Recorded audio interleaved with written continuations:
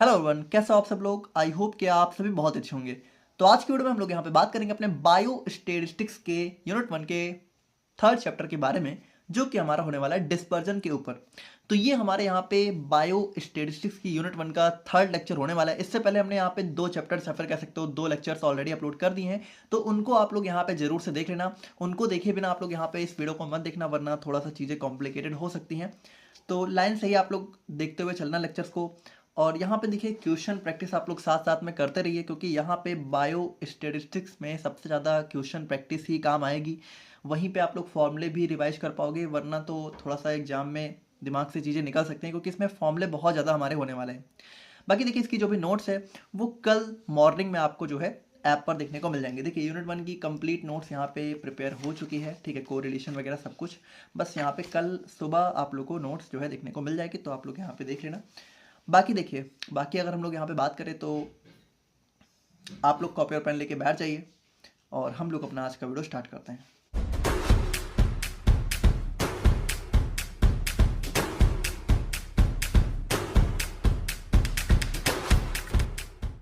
तो देखिए बात करें हम लोग यहाँ पे डिस्पर्जन के बारे में। अब डिस्पर्जन क्या होता है, जैसे देखिए लास्ट लेक्चर में हमने देखा था अपना मेजर ऑफ सेंट्रल टेंडेंसी, जहां पे हमने देखा था कि कोई भी जो हमारी डाटा होती है उसकी हम लोग यहाँ पे एवरेज वैल्यू निकाल रहे थे, जिसको हम लोग यहाँ पे मीन मीडियन और मोड से निकाल रहे थे, है ना। तो मीन मीडियन मोड में हम लोग क्या कर रहे थे, हम लोग यहाँ पे जो भी हमारा डाटा दिया होता था उसकी एवरेज वैल्यू निकालते थे। और उस एवरेज से हमें क्या पता चलता था कि जो पूरा का पूरा डाटा है वो कहीं ना कहीं इस एवरेज के अराउंड ही, मतलब हमें जो है कह सकते हो स्प्रेड आउट देखने को मिलता था। मतलब कि जो डाटा है उसकी एक एवरेज वैल्यू से हम लोग आइडिया लगाते थे कि हाँ ये जो डाटा है ये हमारा लगभग इसी एवरेज वैल्यू के आसपास इसकी सारी वैल्यूज हैं। अब यहाँ पे देखिए अगर हम लोग बात करें तो जैसे मान लो कोई डाटा हमें दिया हुआ है, ठीक है। अब उसकी सिर्फ एवरेज वैल्यू निकाल देने से हमें यहाँ पे उस डाटा का आइडिया लग जाए, ये हर बार जरूरी नहीं होता है। देखो यहाँ पे अभी आप लोग थोड़ा सा अगर आप लोग समझो, ठीक है, तो मान लो यहाँ पे हमारे पास जो है दो प्लेयर्स हैं, एक हमारे पास विराट कोहली है, ठीक है, और दूसरा हमारे पास रोहित शर्मा है। देखो बहुत ध्यान समझना, ठीक है।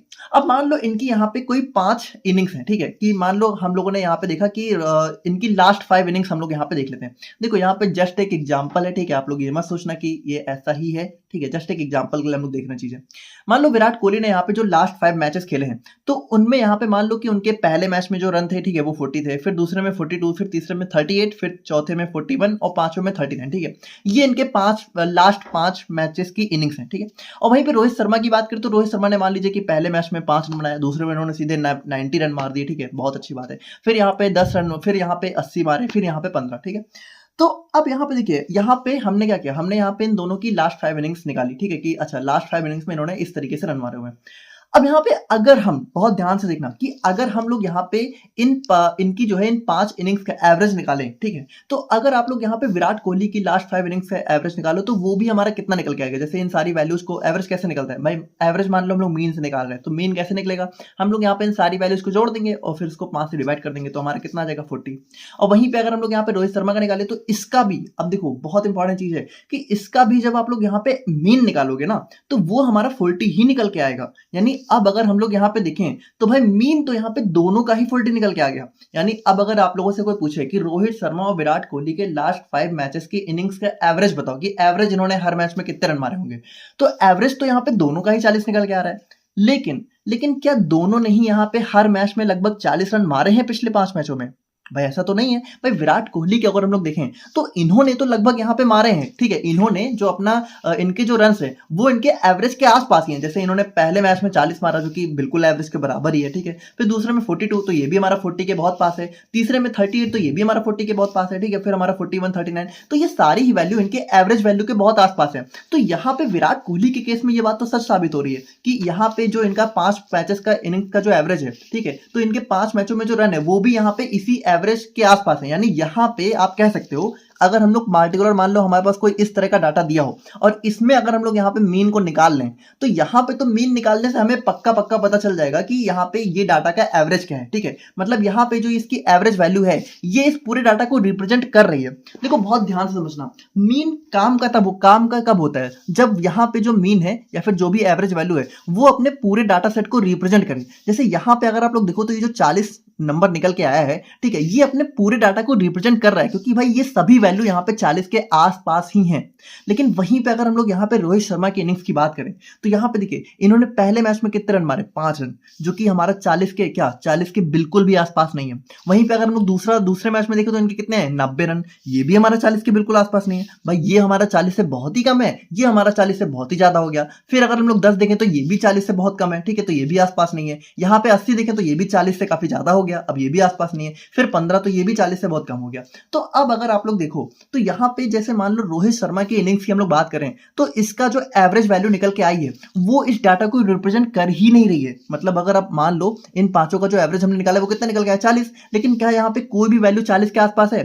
तो अगर मान लो कोई आप लोगों को बोले कि भाई रोहित शर्मा की 5 मैचेस, अब देखो मान लो आप लोगों से कोई बोले, आप लोगों को ये ना बताए कि इन्होंने हर मैच में कितने रन मारे हैं और आप लोगों को सिर्फ ये बोल दे कि इन्होंने लास्ट 5 मैचेस में जितने भी रन मारे हैं उनका एवरेज 40 है, यानी हर मैच में इन्होंने लगभग 40 रन मारे ही होंगे। तो आप लोग क्या सोचोगे कि अच्छा रोहित शर्मा ने लगभग हर मैच में 40 रन मारे होंगे, लेकिन सच्चाई क्या होगी कि भाई किसी में तो इन्होंने 15 मारे और वहीं पे किसी में इन्होंने सीधे 90 मार दिए, ठीक है। तो यहाँ पे ये जो मीन निकल के आया है ये अपने डाटा को रिप्रेजेंट ही नहीं कर रहा है। अब जैसे मान लो कि हमारे पास कोई बहुत ही सीरियस मैच हो, ठीक है, अब किसी सीरियस मैच में अगर हमें जो है देखना हो कि भाई हमें रोहित शर्मा या विराट कोहली में से किसी एक को चूज करना हो और हमें चाहिए कि भाई कम से कम यहाँ पे 40-50 रन तो पड़ ही जाए, तो इस डाटा को देखते हुए हम लोग यहाँ पे किसको चूज करेंगे? भाई अगर सिर्फ एवरेज पे चूज करना हो तब तो हम लोग हमारे पास दोनों टाइप हो जाएंगे, ठीक है, दोनों टाई हो जाएंगे कि दोनों में से किसी को चूज कर सकते हैं, दोनों का एवरेज 40 आ रहा है। लेकिन जब एक्चुअल में हम लोग डाटा को देखेंगे तो हमें क्या लगेगा कि भाई अगर हमें कोई बहुत ही सीरियस मैच जो है, ठीक है, जहां पे कम से कम 40-50 रन तो पड़ ही जाए, तो उस केस में विराट कोहली को चूज करना ज्यादा बेटर रहेगा। क्योंकि देखिए रोहित शर्मा का सीन यहाँ पे क्या है इस डाटा के अकॉर्डिंग कि वो 90 भी मार सकते हैं, जो कि बहुत अच्छी बात हो जाएगी, लेकिन वहीं पे वो 5 पे आउट भी हो सकते हैं, ठीक है। तो यहाँ पे ऐसे केस में जब मैच सीरियस होगा तो हम लोग इस केस में रोहित शर्मा को पिक नहीं कर सकते हैं। तो देखो वैसे ये जस्ट एक एग्जांपल है, वैसे आप लोग मुझे कमेंट करके बताना आप में से आपका इन दोनों में से फेवरेट क्रिकेटर कौन है, ठीक है, तो आप बताना मुझे कमेंट करके। बाकी देखिए, बाकी अगर हम लोग बात करें तो आप लोग थोड़ा समझ पा रहे हो कि मीन जो है हर बार यूजफुल नहीं होता है। जैसे इस केस में मीन बिल्कुल यूजफुल है ही नहीं भाई, क्योंकि इस केस में क्या है, मीन तो 40 निकल के आ रहा है, जबकि जो डाटा है वो तो 40 के आसपास है ही नहीं, कोई 5 है, कोई 90 है, कोई 10 है, कोई 20 है। तो इस केस में हमारा आ जाता है, हमारा क्या आ जाता है, डिस्पर्जन। अभी डिस्पर्जन क्या बताता है? अभी डिस्पर्जन बेसिकली बताता है कि जो डाटा की वैल्यूज है वो अपने मीन से कितनी दूर दूर है। जैसे देखो आप ये समझो, जैसे रोहित शर्मा के केस में बात करें तो जो डाटा है, डाटा की जो इंडिविजुअल वैल्यूज हैं वो अपने मीन से बहुत दूर है। जैसे 5 की बात करें तो ये भी अपने मीन से बहुत दूर है, जो कि बहुत कम है, ठीक है, और वहीं पर 90 की बात करें तो ये भी अपने मीन से बहुत दूर है, जो कि बहुत ज्यादा हो गया। तो इस केस में अगर हम लोग देखें तो जो रोहित शर्मा की इनिंग्स निकल के आ रही है, यहां पे अगर हम लोग डिस्पर्जन निकालेंगे ना, डिस्पर्जन, तो डिस्पर्जन यहाँ पे बहुत हाई है। देखो डिस्पर्जन का सिंपल सा मतलब होता है कि जो डाटा है, ठीक है, वो अपनी एवरेज वैल्यू के कितना आसपास है। तो अगर आप लोग यहाँ पे इस वाले डाटा को देखो तो ये अपनी एवरेज वैल्यू के आसपास है ही नहीं, तो यहाँ पे डिस्पर्जन क्या है, बहुत ही हाई है। और वहीं पे अगर आप लोग यहाँ पे विराट कोहली वाली इनिंग्स को देखो तो यहाँ पे जो हमारा जो डाटा है, ठीक है, तो यहाँ पे क्या है, ये डाटा हमारा अपने एवरेज वैल्यू के बहुत आसपास है। जैसे 40 तो बिल्कुल 40 बराबर ही है, फिर 42 भी बहुत आसपास है, फिर ये सारा वैल्यू हमारा इस 40 के बहुत आसपास है। यानी यहाँ पे जो डिस्पर्जन है वो वेरी वेरी लो है, ठीक है, यानी डिस्पर्जन बहुत ही कम है। अब आप ये समझो हमारे लिए वो डाटा ज्यादा बेटर होता है जहां पे डिस्पर्जन हमारा कम हो, क्योंकि ठीक है भाई देखो सिंपल सी बात है, अगर हमें इन दोनों में से इस डाटा के अकॉर्डिंग किसी एक को चूज करना होगा तो हम लोग यहाँ पे विराट कोहली को ही ज्यादा प्रेफर करेंगे, ठीक है, क्योंकि वो यहाँ पे हर मैच में कंसिस्टेंट परफॉर्म कर रहे हैं। देखो जस्ट एक एग्जांपल, अगेन आप लोग ये मत सोचना कि मैंने यहाँ पे विराट कोहली को प्रायोरिटाइज किया है, ऐसा कुछ भी नहीं है, ठीक है। बाकी आप लोग मुझे बताना कि आपको कौन पसंद है। तो यहां पे देखिए वही बात है कि डिस्पर्जन हमें बताता है कि जो डाटा है वो एवरेज वैल्यू से कितना आसपास है। अगर डिस्पर्जन लो है तो हमारा डाटा या फिर एवरेज वैल्यू अच्छी मानी जाती है, और अगर हमारा डिस्पर्जन हाई है तो यहाँ पे वो एवरेज वैल्यू जो है उस डाटा को रिप्रेजेंट नहीं करती है। तो अब आप लोग आई होप कि समझ पा रहे होंगे कि हम लोग यहाँ पे डिस्पर्जन को क्यों पढ़ते हैं। तो इंपॉर्टेंस ऑफ डिस्पर्जन की बात करें तो देखिए मीन हमारा अकेले काफी नहीं होता है डाटा को समझने के लिए, ठीक है। जैसे एग्जाम्पल के लिए अब यहाँ पे भी अगर आप लोग देखो तो मान लो क्लास में कोई एक क्लास ए है, ठीक है, मान लो ए सेक्शन है और बी सेक्शन है, ठीक है। अब ए सेक्शन में मान लो किसी 5 बच्चों के मार्क्स हैं वो हमारे इस तरीके से आए और बी में हमारे मार्क्स जो है इस तरीके से आए। अब अगर इन दोनों का ही मीन निकालेंगे तो मीन तो दोनों का ही 50 आएगा, लेकिन यहाँ पे अगर आप लोग देखो तो यहाँ पे जो क्लास ए है उसकी परफॉर्मेंस तो 50 के आसपास ही है, लेकिन वहीं क्लास बी की जो परफॉर्मेंस है वो 50 के आसपास नहीं है, ठीक है। यहाँ पे किसी के तो 90 नंबर आए, किसी के 25 ही आए, किसी के 15 ही आए। तो यहाँ पे क्या है, क्लास ए में वेरी लो वेरिएशन है, ठीक है, या फिर वेरी लो डिस्पर्जन है। डिस्पर्जन वेरिएशन, देखो डिस्पर्जन वेरिएशन ही होता है, ठीक है। है। और यहाँ पे क्लास बी में देखें तो बहुत ही हाई है। तो यहाँ पे क्या है कि 50 does not indicate an average marks for class B. यहाँ पे अगर क्लास बी की बात करें तो क्लास बी के लिए जो इसका एवरेज निकल के आया है वो इसके एवरेज को दिखाई नहीं रहा है। मतलब कहने को तो 50 इसका एवरेज है, लेकिन ये एवरेज है ही नहीं भाई। एवरेज का मतलब क्या होता है? एवरेज का मतलब कि हर वैल्यू यहाँ पे इस एवरेज के आसपास ही होनी चाहिए, ठीक है। तो इसीलिए यहाँ पे देखिए डिस्पर्जन को स्टडी करना हमारे लिए नेसेसरी हो जाता है। तो आई होप कि आप लोग यहाँ पे इसका इंट्रोडक्शन समझ पाए होंगे, ठीक है, कि क्यों हम लोग यहाँ पे इसको पढ़ते हैं। बाकी देखिए अब अगर हम लोग यहाँ पे बात करें तो डिस्पर्जन को हम लोग निकालेंगे कैसे, तो इसको निकालने के हमारे बहुत से अलग अलग तरीके होते हैं। और अगर आप लोग अपना सिलेबस देखोगे तो इस सिलेबस में तो हमारा मेनली जो है दो ही टॉपिक जनरली दिए हुए हैं। पहला हमारा रेंज है और दूसरा हमारा स्टैंडर्ड डेविएशन है। लेकिन देखिए अगर आप लोग एग्जाम में क्वेश्चंस को भी देखोगे तो वहां पे भी कहीं ना कहीं जो है बहुत सारी चीजें और भी आप लोगों से पूछ लेते हैं। तो इसीलिए हम लोग यहाँ पे इन सारी चीजों को भी साथ में डिस्कस करते हुए चलेंगे। तो यहाँ पे देखो डिस्पर्जन को निकालने के बेसिकली दो तरीके होते हैं। एक तो होता है एब्सोल्यूट मेजर और एक होता है रिलेटिव मेजर। अब देखो एब्सोल्यूट और रिलेटिव मेजर क्या होता है, जैसे एग्जांपल के लिए मान लो, ठीक है, कि मान लो कोई क्लास ए है, ठीक है, मान लो कोई क्लास ए है, ठीक है। अब इसमें मान लो दो बच्चे हैं, एक पहला बच्चा ये है और दूसरा बच्चा मान लो हमारा यहाँ पे ये है, ठीक है। अब यहाँ पे मान लो इनके मार्क्स मान लो कि हमारे जो है कुछ भी निकल गए, ठीक है। मान लो किसी के 15 है, किसी के मान लो मतलब किसी 4 सब्जेक्ट में मान लो इन दो बच्चों के, ठीक है, ए सेक्शन के 2 बच्चे हैं और इनके मान लो 4 सब्जेक्ट में जो मार्क्स हैं वो हमारे कुछ इस तरीके से हैं, ठीक है, 25 में, ठीक है। तो एक में मान लो फिर 22 मिला हुआ है, फिर मान लो यहाँ पे जो है 16 मिला हुआ है, ठीक है। और क्लास बी की बात करें तो इसको मान लो कि एक सब्जेक्ट में 10 नंबर मिले, ठीक है, फिर 12, फिर यहाँ पे 13, फिर मान लो कि 16, ठीक है। तो ये दोनों हमारे किस में 25 में है, ठीक है, 25 में इन दोनों के मार्क्स हैं। तो अब यहाँ पे देखो अगर मान लो अगर हमें जो है कंपैरिजन इस तरह करना हो, ठीक है, कि हमारा जो डाटा है, ठीक है, वो सेम कह सकते हो क्लास से बिलोंग करता है, ठीक है। जैसे यहाँ पे अगर आप लोग देखो तो दोनों में क्या है, डाटा बिल्कुल सेम तरीके से बिलोंग कर रहा है। जैसे दोनों के ही जो मार्क्स हैं वो 25 में है और दोनों ही एक ही क्लास से बिलोंग कर रहे हैं, ठीक है। तो यहाँ पे जब हम लोग डिस्पर्जन को मेजर करेंगे तो हम लोग यहाँ पे लेंगे अपना एब्सोल्यूट मेजर। थोड़ा समझना, एब्सोल्यूट मेजर लेंगे। तो एब्सोल्यूट मेजर को जब हम लोग निकालेंगे तो हमें सिंपली पता चल जाएगा कि भाई दोनों में से किसने अच्छा परफॉर्म किया। तो आप लोग यहाँ पे इस डाटा को सिंपली देख के भी पहचान सकते हो कि क्लास जो पहला बच्चा है इसने ज्यादा अच्छा परफॉर्म किया, क्योंकि इसके मार्क्स जो है दूसरे से ज्यादा अच्छे हैं। लेकिन अब अगर मान लो आप लोगों से कोई ऐसा पूछा जाए कि मान लो क्लास ए है, ठीक है, तो इसमें मान लो एक बच्चे के मार्क्स हैं, ठीक है, जो कि ठीक है, मान लेते हैं कि ये हमारी क्लास ए है, ठीक है, और इसमें जो पहले बच्चे के मार्क्स हैं, तो मान लो इसके मार्क्स हम लोग यहाँ पे देख रहे हैं अपने जो है सेशनल में, ठीक है। तो सेशनल 25 नंबर का होता है, तो इसके सेशनल में जो मार्क्स हैं मान लो वो हमारे कुछ इस तरीके से निकल के आए, 20, 22, ठीक है, 15 और 16 इसके। और वहीं पे मान लो एक हमारी दूसरी क्लास बी है और यहाँ पे जो स्टूडेंट है, ठीक है, मान लो यहाँ पे जो बी स्टूडेंट है, इसमें इसके मार्क्स हम लोग देख रहे हैं सेमेस्टर में कितने आए, ठीक है। तो इसके मान लो सेमेस्टर में 75 में मान लो इसके जो है 60, ठीक है, 42, 50, 55, ठीक है, मान लो। अब यहाँ पे देखो, यहाँ पे हम लोग मार्क्स देख रहे हैं 25 में और यहाँ पे हम लोग मार्क्स देख रहे हैं 75 में। अब अगर हमें इन दोनों बच्चों को कंपेयर करना हो कि किसने ज्यादा अच्छा परफॉर्म किया है, तो हम लोग कैसे करेंगे भाई? देखो जैसे मान लो यहाँ पे अगर आप लोग डायरेक्टली देखोगे तो डायरेक्टली तो आप लोग को लगेगा कि भाई क्लास बी की वैल्यूज तो बहुत ज्यादा है भाई, इसके तो 60 है, 42 है, लेकिन यहाँ पे इसके 60 नंबर किस में आए? 75 में आए। और वहीं पे इसमें यहाँ पे 20 नंबर किस में आए? 25 में आए। तो अब आप लोग कैसे मेजर करोगे कि इन दोनों में से कौन सा बच्चा ज्यादा अच्छा परफॉर्म कर रहा है? तो उस केस में हमारा काम आता है रिलेटिव मेजर। तो रिलेटिव मेजर जनरली हमारा यहाँ पे थोड़ा सा कह सकते हो, जब डाटा जो दो अलग अलग वेरिएबल में दिया होता है, दो अलग अलग फॉर्मेट में दिया होता है, उस केस में जब हम लोग यहाँ पे डाटा को कंपेयर करते हैं तो हम लोग यहाँ पे यूज करते हैं रिलेटिव मेजर्स का, ठीक है, यानी कि एक डाटा को दूसरे से रिलेट करके बताता है। तो यहाँ पे जैसे मान लो सिंपली बात करें तो अगर हम लोग इन दोनों का परसेंटेज निकाल लें, ठीक है, तो हमें पता चल जाएगा कि किसने अच्छा परफॉर्म किया है। तो इस तरीके से हम लोग यहाँ पे मेजर ऑफ डिस्पर्जन में दो तरीके से हमें देखने को मिलता है। आई होप कि आप लोग समझ गए होंगे दोनों का काम क्या होता है। बाकी देखिए दोनों बहुत ही सिमिलर होते हैं, ठीक है, जैसे रेंज और कोफिशिएंट ऑफ रेंज इसमें थोड़ा ही फर्क होता है। तो हम लोग दोनों को ही एक एक करके साथ में देखते हुए चलेंगे। तो सबसे पहले बात करते हैं हम लोग यहाँ पे सबसे सिंपल मेजर ऑफ डिस्पर्जन के बारे में, जो कि हमारा रेंज हो जाता है। तो रेंज की अगर हम लोग यहाँ पे बात करें तो रेंज का सिंपल सा फॉर्मूला होता है L माइनस एस। अब L क्या होता है? लार्जेस्ट वैल्यू, S होता है स्मॉलेस्ट वैल्यू। अब देखो ये हमारा एक जनरल फॉर्मूला होता है, ठीक है, अलग अलग सीरीज में। जैसे आप लोग को पता है हमारे पास सीरीज किस तरह की होती है? 3 तरह की। एक हमारे पास सीरीज होती है इंडिविजुअल, एक हमारे पास सीरीज होती है डिस्क्रीट, ठीक है, और एक हमारे पास सीरीज होती है कॉन्टिन्यूअस। अब देखो अगर आप लोग को ये सारी चीजें नहीं पता है ना, तो प्लीज आप लोग यहाँ पे पार्ट 2 देख लेना, वरना बहुत दिक्कत हो सकती है। तो इंडिविजुअल सीरीज में क्या होता है, जो डाटा होता है उसमें सिर्फ हमारा एक्स दिया होता है। डिस्क्रीट में क्या होता है, एक्स और एफ दोनों दिया होता है, यानी डाटा भी होती है, फ्रीक्वेंसी भी होती है। और कंटिन्यूअस में भी हमारा एक्स और एफ दोनों होता है, लेकिन जो यहाँ पे जो डाटा होता है वो क्लास इंटरवल जैसे कि इस तरीके से दिया होता है, 10 से 20, 20 से 30।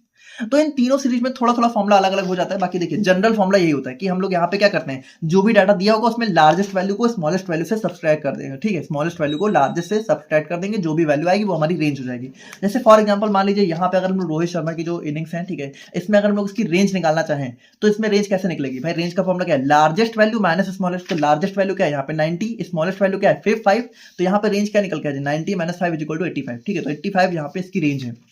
तो रेंज क्या बताता है कि जो डाटा है वो इतनी रेंज में फैला हुआ है, यानी किसी कह सकते हो स्मॉलेस्ट और लार्जेस्ट वैल्यू के बीच में जो डिफरेंस है वो बताता है कि डाटा में रेंज इतनी है, यानी इतना वेरिएशन है। अब रेंज जितना ज्यादा होगी, ठीक है, उतना डाटा हमारा उतना ज्यादा डिस्पर्जन हाई होगा। जैसे सिंपल सी बात है, अगर मान लो यहाँ पे रोहित शर्मा के केस में रेंज कितनी है 85, और वहीं पे विराट कोहली के केस में रेंज आप लोग निकालो तो इसमें लार्जेस्ट वैल्यू क्या है 42, स्मॉलेस्ट वैल्यू क्या है 38, तो यहाँ पे रेंज कितने निकल के आए सिर्फ 4। तो रेंज की वैल्यू जितनी कम होगी डिस्पर्जन उतना कम होगा, रेंज की वैल्यू जितनी ज्यादा होगी डिस्पर्जन उतना हाई होगा। ठीक है, तो इस तरीके से रेंज से हम लोग यहाँ पे डिस्पर्जन को निकाल सकते हैं। आई होप कि आप लोग समझ, क्योंकि बहुत ही सिंपल है। ठीक है, अगर हम लोग इसकी मेरिट्स की बात करें, इसके एडवांटेज की, तो कभी कभी आप लोगों से एग्जाम में ऐसे मेरिट्स डिमेरिट्स भी पूछ लेते हैं। तो इसका एग्जाम्पल यहाँ पे, जैसे यहाँ पे देखिए कभी कभी आप लोगों से मीन मीडियन मोड की भी मेरिट डिमेरिट पूछ लेंगे, तो वहां पे मैंने हालांकि अभी आप लोगों को बताया नहीं था, बट नोट्स में हम इंक्लूड कर देंगे, तो आप लोग देख लेना। तो इसमें देखिए अगर हम लोग इसकी रेंज की मेरिट्स की बात करें तो बहुत ही सिंपल है भाई, कितना ही सिंपल है। आप लोग यहाँ पे सिर्फ हाईएस्ट वैल्यू उठाओगे, लोवेस्ट वैल्यू उठाओगे, दोनों को सब्ट्रैक्ट कर दोगे। उसके बाद यहाँ पे बहुत इजी है समझने में, ठीक है, इजी टू अंडरस्टैंड है। जैसे इसमें कुछ करना ही क्या है, जैसे रेंज अगर जितनी ज्यादा रेंज आएगी उतना ज्यादा डिस्पर्जन, जितना कम रेंज आएगी उतना कम डिस्पर्जन। उसके बाद देखिए, उसके बाद यहाँ पे रिक्वायर्स वेरी लिटिल टाइम, तो भाई कितना कम टाइम लगता है। हम लोगों ने क्या किया, सीधे स्मॉलेस्ट और लार्जेस्ट वैल्यू उठाई और उसमें यहाँ पे सब्ट्रैक्ट कर दिया, जो वैल्यू निकल के आ गई वो हमारी रेंज हो गई, है ना। उसके बाद यहाँ पे देखिए, तो हमारा यहाँ पे यूजफुल इन क्विक कंपैरिजन, तो बहुत ही तेजी से कंपैरिजन अगर मैं करना हो तो हम लोग यहाँ पे रेंज से पता लगा सकते हैं। तो देखिए ये हमारा बेसिकली रेंज हो जाता है। अब यहाँ पे हम लोग डेफिनेटली इसको देखेंगे अपनी सारी वैल्यूज में, ठीक है। तो अगर अब इसकी कुछ डिमेरिट्स भी अगर हम लोग बात करें, ठीक है, कि इसकी डिमेरिट्स क्या क्या हो सकती हैं। अब देखो रेंज की डिमेरिट्स क्या है कि ये सिर्फ जो है दो वैल्यू को लेता है, ठीक है, सिर्फ हाईएस्ट और लोवेस्ट वैल्यू को लेगा। अब मान लो कोई डाटा बहुत लंबा सा है हमारे पास, ठीक है, और उसमें हाईएस्ट और लोवेस्ट वैल्यू के अलावा भी तो बीच में बहुत सारी वैल्यू होंगी, लेकिन ये उन सारी वैल्यूज को इग्नोर कर देगा। तो यहाँ पे रेंज से हमें बहुत अच्छा आइडिया भी हर बार नहीं लग पाता है। और उसके बाद देखिए ये सिर्फ एक्सट्रीम वैल्यू से अफेक्ट होता है। जैसे एक्सट्रीम वैल्यू का मतलब है कि एक हो गया लोअर एक्सट्रीम, एक हो गया हायर एक्सट्रीम, ठीक है। तो इन दोनों वैल्यू का ही ये कह सकते हो कंपैरिजन करता है। उसके बाद साइंटिफिक रिसर्च में बहुत अच्छा नहीं होता है। और एक ओपन एंड क्लास इंटरवल होता है। अच्छा देखो, अब क्लास इंटरवल में भी हम लोगों ने जो है एक टाइप और होता है। जैसे मान लो क्लास इंटरवल हम लोगों ने क्या देखा जनरली, 10 से 20, ठीक है, 20 से 30, है ना, 30 से 40। तो देखो ये हमारा एक जनरल, अब यहाँ पे एक टाइप आता है ओपन एंड क्लास इंटरवल। जैसे मान लो अब यहाँ पे इसमें क्या दिया दिया है कि यहाँ पे एक आप लोगों से ऊपर दे दीजिए लेस देन 10, और यहाँ पे दे दीजिए मोर देन 40। तो यहाँ पे देखिए इस तरह के क्लास इंटरवल को हम लोग बोलते हैं ओपन क्लास। तो ओपन क्लास में मतलब क्या हो जाता है कि लेस देन 10 का मतलब है कि 10 से नीचे, अब 10 से नीचे कोई भी वैल्यू हो सकती है। और यहाँ पे मोर देन 40, तो मोर देन 40 मतलब 40 से ऊपर कुछ भी, ठीक है, 40 भी हो सकता है, 100 भी हो सकता है, 1000 भी हो सकता है, 1,00,000 भी हो सकता है। यानी यहाँ पे हमें पता ही नहीं है कि लोवेस्ट वैल्यू कौन सी है, हाईएस्ट वैल्यू कौन सी है। तो जब हमें ये पता ही नहीं होगा तो हम लोग कैसे निकालेंगे। यानी ओपन एंड क्लास इंटरवल अगर हमें दिया होगा तो हम लोग रेंज उसकी निकाल ही नहीं सकते। तो इस केस में थोड़ा सा इसके डिमेरिट्स भी हमारी आ जाती हैं। अब देखिए, अब अगर हम लोग यहाँ पे इसकी कोफिशिएंट ऑफ रेंज की बात करें तो देखिए हम लोगों ने क्या देखा था, हमारे पास दो वैल्यूज हैं, एक हमारे पास एब्सोल्यूट मेजर, एक हमारे पास रिलेटिव मेजर है। तो रिलेटिव में हमारा रेंज का रिलेटिव मेजर क्या आ जाता है, कोफिशिएंट ऑफ रेंज। वेरिएंस का रिलेटिव मेजर क्या आ जाता है, कोफिशिएंट ऑफ वेरिएंस, ठीक है, या फिर कोफिशिएंट ऑफ वेरिएशन होता है। स्टैंडर्ड डेविएशन का रिलेटिव मेजर क्या हो जाएगा, कोफिशिएंट ऑफ स्टैंडर्ड डेविएशन, ठीक है। तो इस तरीके से सबका जो है एक हमारा रिलेटिव मेजर भी होता है। तो इसका रिलेटिव मेजर का फॉर्मुला भी बहुत सिंपल है। हम लोग क्या करेंगे, ऊपर सेम ही होगा L माइनस एस, अब नीचे क्या करेंगे, नीचे इसको डिवाइड कर देंगे L प्लस एस से। यानी ऊपर हम लोग लार्जेस्ट और स्मॉलेस्ट वैल्यू को सब्ट्रैक्ट करेंगे और नीचे हम लोग उसको ऐड कर देंगे, बस सिंपल, ठीक है, उसके बाद डिवाइड कर देंगे। तो ये हमारा हो जाता है। अब अगर हम लोग देखें तो अब देखिए हम लोग एक एक करके तीनों सीरीज के लिए रेंज को कैलकुलेट करके देखते हैं। तो देखिए अगर इंडिविजुअल सीरीज की बात करें तो इंडिविजुअल सीरीज मतलब यहाँ पे डाटा सिर्फ एक्स दिया होगा, तो यहाँ पे बहुत ही सिंपल है, एल माइनस एस, ठीक है, यही फॉर्मुला हमारा अप्लाई होगा। देखो फॉर्मुला तो ये अप्लाई होगा, बस अप्लाई करने के तरीके थोड़ा अलग अलग हो सकते हैं। तो यहाँ पे अगर आप लोग इस केस में देखो तो यहाँ पे देखिए, ये मान लीजिए हमारे पास डाटा दिया हुआ है, तो डाटा में अगर हमें रेंज निकालनी है तो रेंज का फॉर्मुला क्या होता है, लोअर लार्जेस्ट माइनस स्मॉलेस्ट। अब देखिए यहाँ पे थोड़ा सा अपनी कन्वीनियंस के लिए अगर आप लोग यहाँ पे जो भी डाटा दिया होगा उसको असेंडिंग ऑर्डर में अरेंज कर दोगे तो आप लोग के लिए थोड़ा सा लोवेस्ट और स्मॉलेस्ट वैल्यू पता करना आसान हो जाएगा। जैसे आप लोग जब इसको असेंडिंग ऑर्डर में अरेंज करोगे तो जो सबसे पहले वैल्यू होगी वो लोवेस्ट हो जाएगी और जो सबसे लास्ट में होगा वो लार्जेस्ट हो जाएगी। ठीक है, स्मॉलेस्ट मतलब ये स्मॉलेस्ट हो जाएगी, ये लार्जेस्ट हो जाएगी। तो आप लोग सिंपली क्या करोगे, यहाँ पे एल हमारा 30 है, एस हमारा 10 है। ठीक है, तो एल माइनस एस करोगे तो 20 आ जाएगा। तो यहाँ पे सिंपल सा फॉर्मूला हमारा रेंज 20 आ गया। अब यहीं पे आप लोग यहाँ पे अगर आप लोग चाहो तो इसमें कोफिशिएंट ऑफ रेंज भी निकाल सकते हो। ठीक है, 20 डिवाइडेड बाय आप लोग यहाँ पे क्या करोगे, एल प्लस एस यानी 30 प्लस 10, 20/40 कर दोगे तो हमारे यहाँ पे 0.5 आ जाएगा। तो अब अगर हम लोग यहाँ पे देखिए बात करें अपने रेंज फॉर डिस्क्रीट सीरीज के बारे में। अब देखो डिस्क्रीट सीरीज का मतलब क्या होता है, डिस्क्रीट सीरीज का मतलब होता है कि जो डाटा है वो हमारा फ्रीक्वेंसी के फॉर्म में दिया होता है। ठीक है, मतलब यहाँ पे क्या होता है, एक्स भी होता है और फ्रीक्वेंसी भी होती है। अब देखो डिस्क्रीट सीरीज में क्या होता है कि डिस्क्रीट सीरीज में बहुत ध्यान से सुनना, फ्रीक्वेंसी हमारी दी तो होती है लेकिन इस फ्रीक्वेंसी से हमें कोई मतलब नहीं होता है। बहुत ध्यान से समझना भाई, डिस्क्रीट सीरीज में हमारा एक्स भी दिया होता है और एफ भी दिया होता है। ठीक है, लेकिन यहाँ पे होता क्या है कि हमें कोई मतलब ही नहीं कि फ्रीक्वेंसी उसकी कितनी है, हमें मतलब वही है कि एक्स हमारा क्या है। जैसे देखो रेंज क्या होता है, लार्जेस्ट माइनस स्मॉलेस्ट वैल्यू। अब देखो मान लो फ्रीक्वेंसी का मतलब क्या होता है कि जो एक वैल्यू है वो कितनी बार रिपीट हो रही है। जैसे फॉर एग्जाम्पल मान लो ये डाटा अगर आप लोग देखो तो यहाँ पे मान लो देखो, अच्छा अब यहाँ पे एक बहुत ध्यान से एक चीज देखना कि जैसे डाटा जो है वो आप लोग का इस तरीके से भी दिया हो सकता है। अब इस केस में आप लोग क्या यही सोचोगे कि अगर जो चीज ऊपर लिखी है वो एक्स होगी, नीचे लिखी है वो एफ होगी? भाई ये चीज आप लोग को दिमाग लगाना होगा। हमेशा आप लोग को ये नहीं दिया होगा कि ये एक्स है ये एफ है। आप लोग को डाटा जो है इस तरीके से दिया होगा कि अ following data shows variation in blood pressure of patient in 7 hours. ठीक है, तो यहाँ पे देखिए यहाँ पे आप लोग को खुद से पता लगाना होगा कि रेंज क्या है और यहाँ पे एक्स क्या है। तो यहाँ पे एक्स क्या होगा भाई, यहाँ पे जो एक्स है ठीक है वो हमारा क्या आवर होगा कि बीपी होगी? तो यहाँ पे जो एक्स है वो आवर नहीं होगा, वो बीपी होगी। ठीक है, ये आप लोग थोड़ा दिमाग लगाना। ये मत करना कि भाई ऊपर वाले को हमेशा एक्स मान लिया, नीचे वाले को हमेशा एफ मान लिया। ठीक है, एक्स और एफ तो ज्यादातर दिया ही नहीं होता है, वो आप लोग को खुद से पता लगाना होगा। तो जैसे इस केस में आप लोग देखोगे तो एक्स हमारा 100 है और एफ हमारा यहाँ पे 1 है।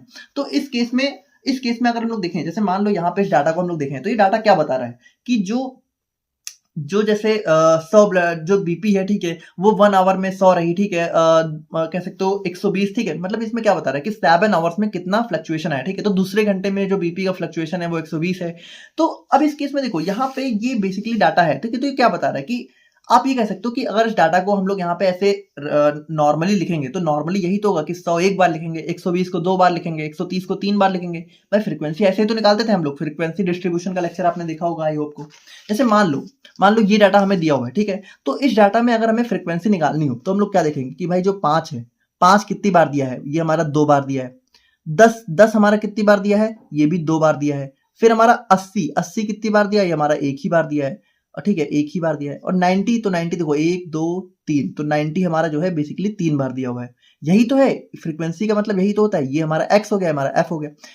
अब यहाँ पे देखो, यहाँ पे बहुत ध्यान से सुनना कि यहाँ पे मान लो जैसे डाटा में मान लो हमें जो है रेंज निकालनी है, तो रेंज का मतलब क्या होता है, हाईएस्ट माइनस लोवेस्ट। अब जैसे इस डाटा में आप लोग देखो तो हाईएस्ट वैल्यू क्या है, 90 ही तो है। अब भले 90 हमारा 3 बार दिया हो लेकिन हमें उससे क्या करना है भाई, 90 चाहे 3 बार दिया हो चाहे 100 बार दिया हो, जो सबसे लार्जेस्ट वैल्यू वो 90 है ना, वो दिया कितनी बार है हमें उससे मतलब ही क्या है, मतलब उसकी फ्रीक्वेंसी से हमें कोई लेना देना नहीं है। हमें सिर्फ वही देखना है कि जो एक्स है ठीक है उसमें लार्जेस्ट वैल्यू है कौन सी। तो यहाँ पे देखो जैसे यहाँ पे 90 जो है लार्जेस्ट वैल्यू है और 5 हमारी क्या है, स्मॉलेस्ट वैल्यू है। भले 5 हमारा 2 बार दिया हो, 90 हमारा 3 बार दिया हो, 10 हमारा 2 बार दिया, उससे हमें कोई मतलब ही नहीं है भाई। जो सबसे ज्यादा हाई वैल्यू है हमें यहाँ पे लार्जेस्ट और स्मॉलेस्ट वैल्यू को देखना है, हमें ये नहीं देखना कि वो रिपीट कितनी बार हुई है। इसीलिए जैसे डिस्क्रीट सीरीज में भी हमें दिया तो होता है फ्रीक्वेंसी, लेकिन फ्रीक्वेंसी से हमें कोई लेना देना नहीं होता है। ये चीज बहुत ध्यान से समझना। ठीक है, कि रेंज में देखो ये सिर्फ रेंज की बात हो रही है। रेंज में डिस्क्रीट सीरीज में फ्रीक्वेंसी दी होती है लेकिन हमें फ्रीक्वेंसी से कोई मतलब नहीं होता है, हम लोग सिर्फ एक्स की वैल्यू को देखते हैं। तो अगर आप लोग यहाँ पे देखो तो लार्जेस्ट वैल्यू क्या है, लार्जेस्ट वैल्यू इस डाटा में हमारी 135 है और जो स्मॉलेस्ट वैल्यू है वो क्या है, वो 100 है। तो हम लोग यहाँ पे सिंपल सी बात है कि अपना जो है 135 से 100 को जो है डिवाइड करेंगे तो हमारा 25 आ जाएगा। ठीक है, तो ये 100 होगा। ठीक है, तो ये हमारा 25 निकल के आ जाएगा। तो सॉरी 35 आएगा। ठीक है, ये 110 नहीं 100 होगी। ठीक है, स्मॉलेस्ट वैल्यू तो हमारी 100 है ना, तो यहाँ पे इस तरीके से देखिए हमारा 35 होगा, तो ये नोट्स में सही हो जाएगा, आप लोग परेशान मत होना। तो इस तरीके से हम लोग रेंज निकाल लेंगे। अब यहाँ पे देखिए कोफिशिएंट भी पूछा है, तो कोफिशिएंट ऑफ रेंज का फॉर्मूला क्या होता है, L minus S upon L plus S. तो L माइनस एस तो यही आ जाएगा हमारा 35, और L प्लस एस का मतलब है कि 135 में 100 को जोड़ देंगे तो 235, तो इसको डिवाइड करोगे तो आप लोग को जो है लगभग 0.1489 वैल्यू देखने को मिलेगी, तो ये हमारा कोफिशिएंट ऑफ रेंज हो जाता है। तो इस तरीके से हम लोग यहाँ पे रेंज और कोफिशिएंट ऑफ रेंज को कैलकुलेट कर सकते हैं। अब देखो अगर हम लोग कॉन्टिन्यूअस सीरीज की बात करें तो भाई कॉन्टिन्यूअस सीरीज में भी क्या होता है, फ्रीक्वेंसी दी होती है, डाटा दिया होता है। अब फ्रीक्वेंसी से हमें कोई लेना देना नहीं है, लेकिन यहाँ पे आप लोग स्मॉलेस्ट और लार्जेस्ट वैल्यू कैसे पता लगाओगे।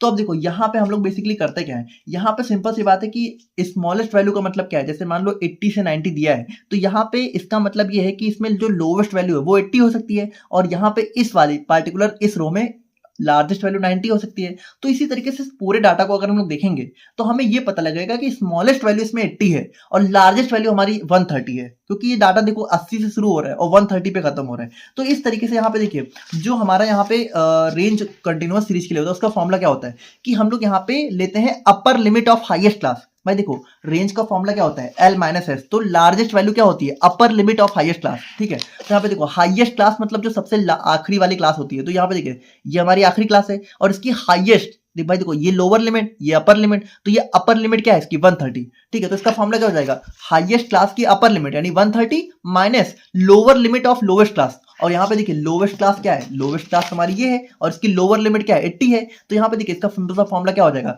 हमारे हाईएस्ट क्लास 120 से 130 वाली है, लोवेस्ट क्लास 80 से 90 वाली है। अब upper limit of highest class क्या है 130, लोअर लिमिट क्या है 80, इसको डिवाइड कर देंगे तो हमारा 50 आ जाएगा। तो इस तरीके से हम लोग यहाँ पे सिंपल सा इसका फॉर्मूला हम लोग निकाल लेते हैं। तो ये देखिए ये हमारा रेंज हो जाता है। आई होप कि आप लोग यहाँ पे समझ गए होंगे, बहुत ही सिंपल था, कुछ खास है नहीं। ठीक है, बस थोड़ा समझना था। बाकी अब हम लोग यहाँ पे बात करते हैं अपने सेकेंड टाइप के जो है कैलकुलेशन मेथड के बारे में, तो जो कि हमारा होता है क्वार्टाइल। अब यहाँ पे देखिए यहाँ पे हमारे पास तीन चीजें आ जाती हैं, inter quartile range, quartile deviation और कोफिशिएंट ऑफ क्वार्टाइल डेविएशन। तो ये तीनों ही आपस में काफी रिलेटेड हैं, इसीलिए इन तीनों को ही हम लोग यहाँ पे साथ में ही देखेंगे। ठीक है, तो देखो इसको देखने से पहले हम लोग थोड़ा सा ये चीज समझते हैं कि क्वार्टाइल क्या होता है। जैसे यहाँ पे आप लोग देखो तो हर जगह आप लोग को क्वार्टाइल देखने को मिलेगा, inter quartile, quartile deviation, coefficient of quartile deviation. तो ये क्वार्टाइल क्या है, देखो क्वार्टाइल अगर आप लोग नाम से ही थोड़ा सा देखो तो क्वार्टर का मतलब क्या होता है, क्वार्टर जैसे आप लोगों से बोलते हैं तो क्वार्टर का मतलब होता है एक चौथाई। ठीक है, तो देखो क्वार्टर का मतलब होता है जब हम लोग यहाँ पे किसी डाटा को 4 पार्ट में डिवाइड कर देते हैं तो उसको हम लोग बोल देते हैं क्वार्टर। ठीक है, जैसे कभी आप लोग चाउमीन लेने जाते हो तो अगर आप लोग देखोगे तो ठेले वाला क्या बोलता है कि भाई क्वार्टर लगा दूं, हाफ लगा दूं कि फुल लगा दूं। तो हाफ फुल मतलब क्या होता है जो सबसे बड़ा, हाफ मतलब फुल का आधा, और क्वार्टर मतलब क्या होता है आधे का आधा। ठीक है, तो क्वार्टर मतलब क्या होता है कि 1/4 पार्ट होता है बेसिकली। तो इसी तरीके से देखो जब हम लोग यहाँ पे होता क्या है कि मान लो हमारे पास कोई डाटा दिया हो, ठीक है, मान लो हमारे पास कोई 20 सेंटीमीटर की स्केल हो। अब अगर हम लोग यहाँ पे इसको 4 पार्ट में डिवाइड करेंगे तो कैसे होगा भाई, देखो पहला पार्ट आ जाएगा 0 से 5, दूसरा आ जाएगा 5 से 10, तीसरा आ जाएगा 10 से 15, चौथा आ जाएगा 15 से 20। भाई देखो ये हमारा 4 इक्वल पार्ट में डिवाइड हो गया कि नहीं हो गया, हो गया। तो यहाँ पे देखो क्वार्टाइल डिवीजन हम लोग करते क्या है कि क्वार्टाइल डिवीजन में जैसे मान लो, अच्छा देखो हमने मान लो इनको 4 पार्ट में डिवाइड किया, ठीक है, 4 इक्वल पार्ट में। तो मान लेते हैं कि जैसे देखो मान लेते हैं कि ये हमारा देखो ये एक पार्ट, ठीक है, ये इतना पार्ट मान लेते हैं कि हमारा Q1 हो गया। ठीक है, ये इतना पार्ट मान लेते हैं कि हमारा Q2 हो गया, ये इतना पार्ट मान लेते हैं कि हमारा Q3 हो गया, और ये इतना पार्ट मान लेते हैं कि हमारा Q4 हो गया। तो यहाँ पे देखो यहाँ पे बेसिकली जो हमारा क्वार्टाइल या फिर जो भी इंटर क्वार्टाइल रेंज या फिर जो भी क्वार्टाइल डिवीजन है ये क्या बोलता है, इंटर क्वार्टाइल रेंज का सिंपल सा फॉर्मूला देखो क्या होता है, Q3 माइनस Q1। यानी यहाँ पे हम लोग करेंगे क्या कि जो हमारा Q3 वाली वैल्यू है और Q1 वाला वैल्यू है इसको हम लोग यहाँ पे डिवाइड कर देंगे, सब्ट्रैक्ट कर देंगे, और जो भी वैल्यू निकल के आएगी वो हमारी हो जाएगी इंटर क्वार्टाइल रेंज। अब जैसे यहाँ पे देखो जैसे आप लोगों ने देखा कि जो रेंज है, रेंज में हम लोग क्या कर रहे थे, अपनी एक्सट्रीम वैल्यूज को ले रहे थे, मतलब जो सबसे लास्ट की, जैसे सबसे लोवेस्ट और सबसे हाईएस्ट वैल्यू को ले रहे थे, और बीच का डाटा हम लोग क्या कर रहे थे, इग्नोर कर दे रहे थे, यानी बीच की वैल्यू हम लोग ले ही नहीं रहे थे। और वही हम लोग क्वार्टाइल में क्या करेंगे, हम लोग बीच की वैल्यू लेंगे और लास्ट वाली को इग्नोर कर देंगे। जैसे इस केस में अगर आप लोग देखोगे ना तो Q3 की वैल्यू हमारी बेसिकली यहाँ पे 15 निकल के आ जाएगी। ठीक है, तो Q3 हमारा हो जाएगा 15 और जो Q1 है वो हमारा आ जाएगा 5, Q1 हमारा 5 आ जाएगा। तो इस केस में अगर आप लोग देखो तो हमने क्या लिया, 15 और 5 को लिया, यानी बीच की वैल्यूज को लिया, और हमने जो एक्सट्रीम वैल्यूज जैसे इसमें अब जैसे इसमें रेंज अगर आप लोगों को निकालनी हो तो रेंज का फॉर्मूला क्या हो जाएगा, हाईएस्ट जो कि हमारी क्या है 20 और लोवेस्ट जो कि हमारी क्या है 0। तो यहाँ पे रेंज आ जाएगी 20 माइनस 0, यानी रेंज तो इसकी 20 है, लेकिन वहीं पे अगर आप लोग इसमें IQR निकालोगे, इंटर क्वार्टाइल रेंज निकालोगे, ठीक है, तो यहाँ पे इंटर क्वार्टाइल रेंज क्या आएगी, तो यहाँ पे आ जाएगा Q3 माइनस Q1। तो Q3 क्या है, Q3 हमारा 15, ठीक है, और Q1 हमारा 5 है। तो यहाँ पे रेंज आ जाएगी इसके इंटर क्वार्टाइल रेंज हमारी इसकी 10 आ जाएगी। तो यहाँ पे देखिए इंटर क्वार्टाइल रेंज हमारा बीच के डाटा से डील करता है और रेंज हमारा क्या होता है, एक्सट्रीम डाटा से डील करता है।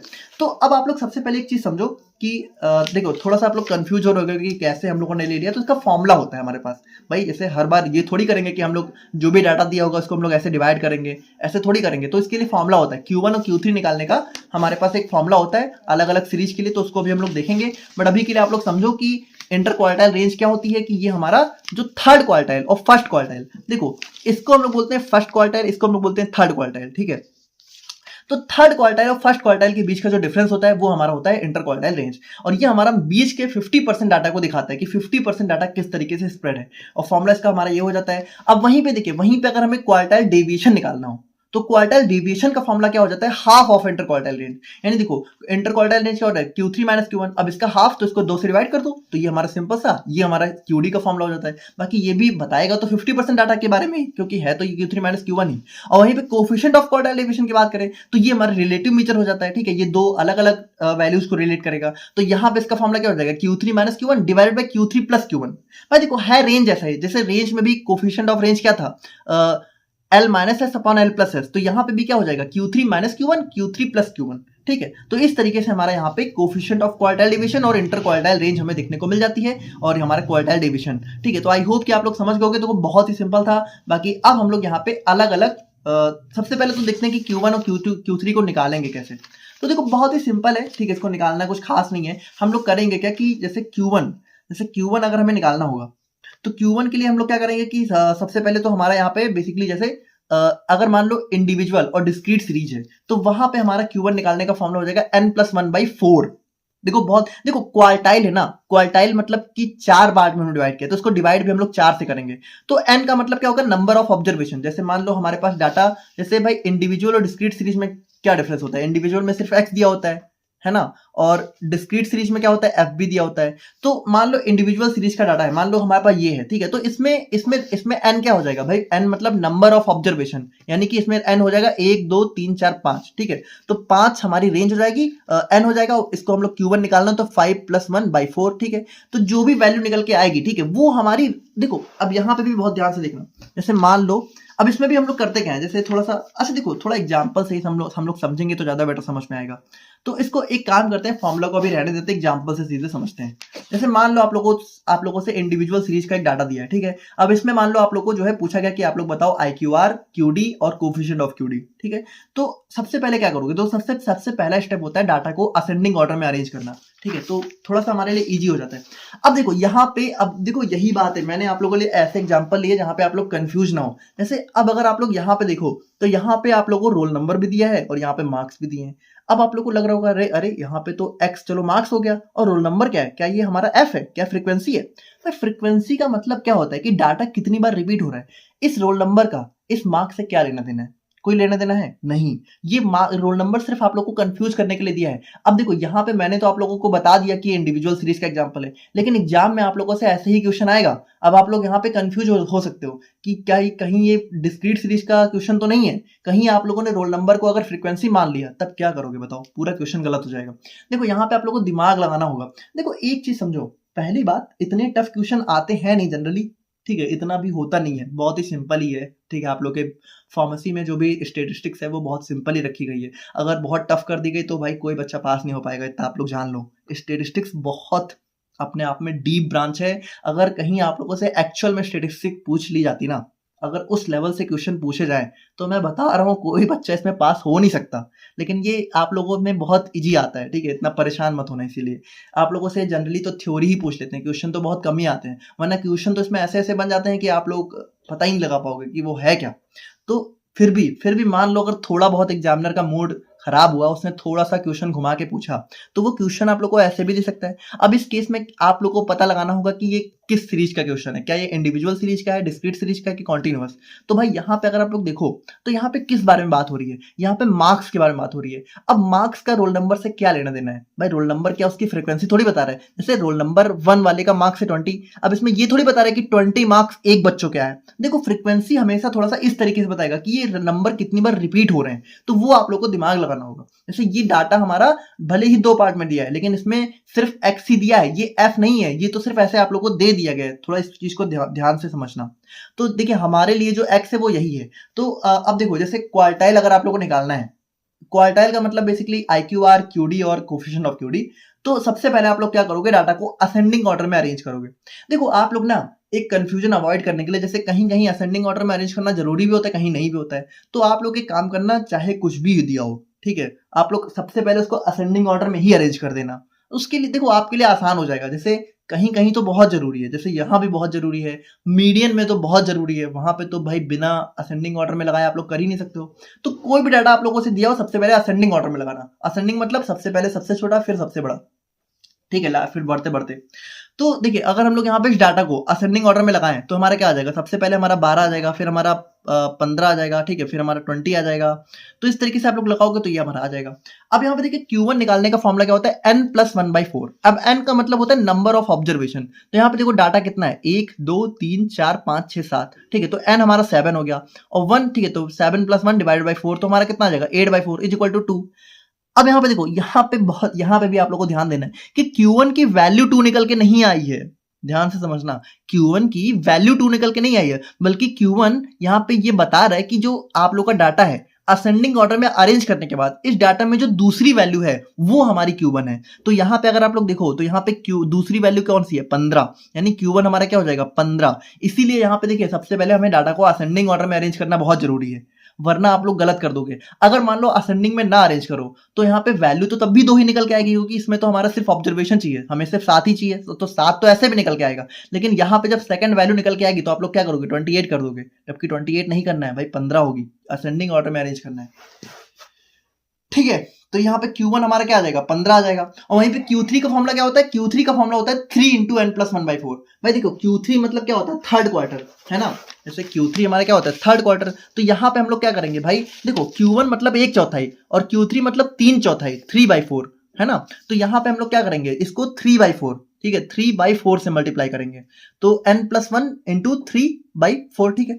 तो यहाँ पे क्या हो जाएगा, ये हमारा हो जाएगा, n हमारी 7 है, तो 3 × 7 + 1/4 = 3 × 8 = 24, तो हमारा 6th आइटम। तो यहाँ पे देखिए आप 6th आइटम कौन सा है, तो यहाँ पे देखो 1 2 3 4 5 6, 6th आइटम क्या है, 40, यानी Q3 की वैल्यू क्या आ जाएगी, 40। अब बहुत ही सिंपल है भाई, Q1 Q3 आप लोगों को पता चल गया। अब बहुत ही सिंपल है, इंटर क्वार्टर रेंज का फॉर्मूला क्या है, Q3 - Q1, यानी 40 - 15 = 25। अब क्वार्टर डिवीजन तो इसको 2 से डिवाइड कर दो, 12.5। अब इसमें क्या करो, ऊपर सब्ट्रैक्ट नीचे ऐड, ठीक है, तो हमारा आ जाएगा 0.455। तो इस तरीके से हमारे यहाँ पे क्वार्टाइल जो है इंडिविजुअल सीरीज के लिए हम लोग यहाँ पे निकालते हैं। तो देखिए Q1 और Q3 निकालने का फॉर्मूला आई होप कि आप लोग यहाँ पे समझ गए होंगे। यहाँ पे हम लोग क्या करते हैं, n को लेते हैं जो कि हमारी नंबर ऑफ ऑब्जर्वेशन होती है, उसके बाद जो भी वैल्यू निकल के आती है, ठीक है, वो हमारी हो जाती है। अब इसी को हम लोग यहाँ पे डिस्क्रीट सीरीज के लिए देखते हैं और यहाँ पे देखिए, यहाँ पे चीजें बहुत अलग हो जाएंगी, ठीक है। तो यहाँ पे आप लोग बहुत ध्यान से चीजों को देखना। और यहाँ पे सबसे पहली बात की जो n है, ये n क्या होता है, यहाँ पे हम लोग x को नहीं देखेंगे, यहाँ पे हम लोग देखेंगे फ्रीक्वेंसी। तो टोटल फ्रीक्वेंसी कितनी आ रही है वो हमारा n हो जाएगा। भाई देखो फ्रीक्वेंसी का मतलब क्या होता है कि डाटा कितनी बार रिपीट हो रहा है, और n का मतलब क्या होता है, n का मतलब यही तो होता है कि कोई डाटा दिया कितनी बार है। तो अगर हमें यहाँ पे डिस्क्रीट सीरीज में n को कैलकुलेट करना है तो हम लोग क्या करेंगे, सिग्मा f, यानी जो फ्रीक्वेंसी दी है उन फ्रीक्वेंसी को जोड़ लेंगे सारी, और वो जो वैल्यू होगी वो n की वैल्यू होगी। देखिए अगेन आप लोग सब पूरा स्टार्टिंग से देखते हुए आना, ठीक है। मेन मीडियन मोड आप लोग पहले पढ़ लेना, तभी इसको देखना, है ना। तभी आप लोग यहाँ पे लाइन से लेक्चर को देखते हुए चलना, ठीक है, पूरा स्टार्टिंग से। ये मत करना कि आप लोग सीधे यहाँ पे आ गए हो, स्टार्टिंग आप लोगों ने जो है छोड़ दी है, वरना फिर आप लोग समझ ही नहीं पा रहे हो। वहां पे मैंने बहुत अच्छे से सारी चीजें बताई हैं और मैं मान के चल रहा हूँ कि आप लोग बिल्कुल स्टार्टिंग से देखते हुए आ रहे हो, इसलिए यहाँ पे बहुत डिटेल में हम लोग दोबारा से एक्सप्लेन नहीं कर रहे हैं। तो यहाँ पे n की वैल्यू हमारी बेसिकली, सॉरी सिग्मा नहीं, समेशन f होती है, ठीक है। तो ये समेशन और सिग्मा में बहुत कंफ्यूजन हो जाती है, तो समेशन f होता है। अब लेकिन यहाँ पे ना थोड़ा सा अलग होता है, तो थोड़ा सा कैसे होता है हम लोग यहाँ पे एग्जांपल से देखते हैं। इसमें बहुत कंफ्यूजन होती है, तो थोड़ा ध्यान से देखना आप लोग। तो देखिए डिस्क्रीट सीरीज के लिए अगर हम लोग यहाँ पे बात करें अपने IQR, QD और कोफिशिएंट ऑफ QD के बारे में, तो सिंपल सी बात है, यहाँ पे मार्क्स भी है, मतलब x भी है और फ्रीक्वेंसी भी है। अब यहाँ पे देखिए, अगर हम लोग यहाँ पे देखें तो सबसे पहले तो हमारा फॉर्मूला क्या होता है, Q1 का फॉर्मूला होता है n+1/4 और Q3 का होता है 3 × n+1/4। अब यहाँ पे n की वैल्यू हम लोग क्या लेंगे भाई, n की वैल्यू हम लोग ये नहीं देखेंगे कि x हमारा कितनी बार है। जैसे n अगर आप लोग यहाँ पे x से देखोगे तो कितना आएगा, 1 2 3 4 5 6 आ जाएगा। लेकिन क्या n हमारा 6 नहीं, n का मतलब क्या है कि पूरा डाटा कितना है। तो यहाँ पे इसका मतलब क्या है कि 10 हमारा 4 बार है, 20 हमारा 7 बार है, 30 हमारा 15 बार है। तो इस तरीके से x को आप लोग को लिखना है। x को अगर आप लोग इस तरीके से कैलकुलेट करो तो पहले 10 को 4 बार लिखो, 20 को 7 बार, फिर टोटल x को देखो। तो इसके लिए सबसे सिंपल क्या है कि हम लोग यहाँ पे f को ही डायरेक्टली कैलकुलेट कर लेते हैं, क्योंकि f यही तो बताता है कि x कितनी बार दिया है। तो नंबर ऑफ ऑब्जर्वेशन ही तो बताता है f बेसिकली। तो f यहाँ पे सिंपल सी बात है, n हमारा हो जाता है समेशन f, जो कि हमारा 43 हो जाता है। तो यहाँ पे क्या हो जाएगा, 43 + 1/4 = 11। ठीक है, तो यहाँ पे अब यहाँ पे देखो, अब यहाँ पे सारा खेल ना इस 11th आइटम से शुरू होगा। क्योंकि अब यहाँ पे देखो, यहाँ पे अगर आप लोग x में देखो तो भाई x में तो 11th आइटम है ही नहीं भाई। 11th आइटम कहाँ है, यहाँ पे तो 6 ही आइटम है। लेकिन ऐसा नहीं है, 11th आइटम इसमें है, लेकिन आप लोग यहाँ पे ऐसे नहीं देख पाओगे। तो 11th आइटम अगर आप लोगों को एक्चुअल में अगर आप लोग को यहाँ पे Q1 की वैल्यू निकालनी है, ठीक है, तो आप लोग कैसे निकालोगे, तो उसको बहुत ध्यान से समझना। ठीक है, कि हम लोग क्या करेंगे कि यहाँ पे एक्चुअल में जो Q1 होगा, ठीक है, तो Q1 कैसे निकलेगा। जैसे यहाँ पे जो वैल्यू आई है, ठीक है, 11 मान लो निकल के आया है Q1, ठीक है, और इसी तरीके से Q3 भी आप लोग निकाल लो, तो Q3 भी इस तरीके से आप लोग निकालोगे तो 33 निकल के आएगा।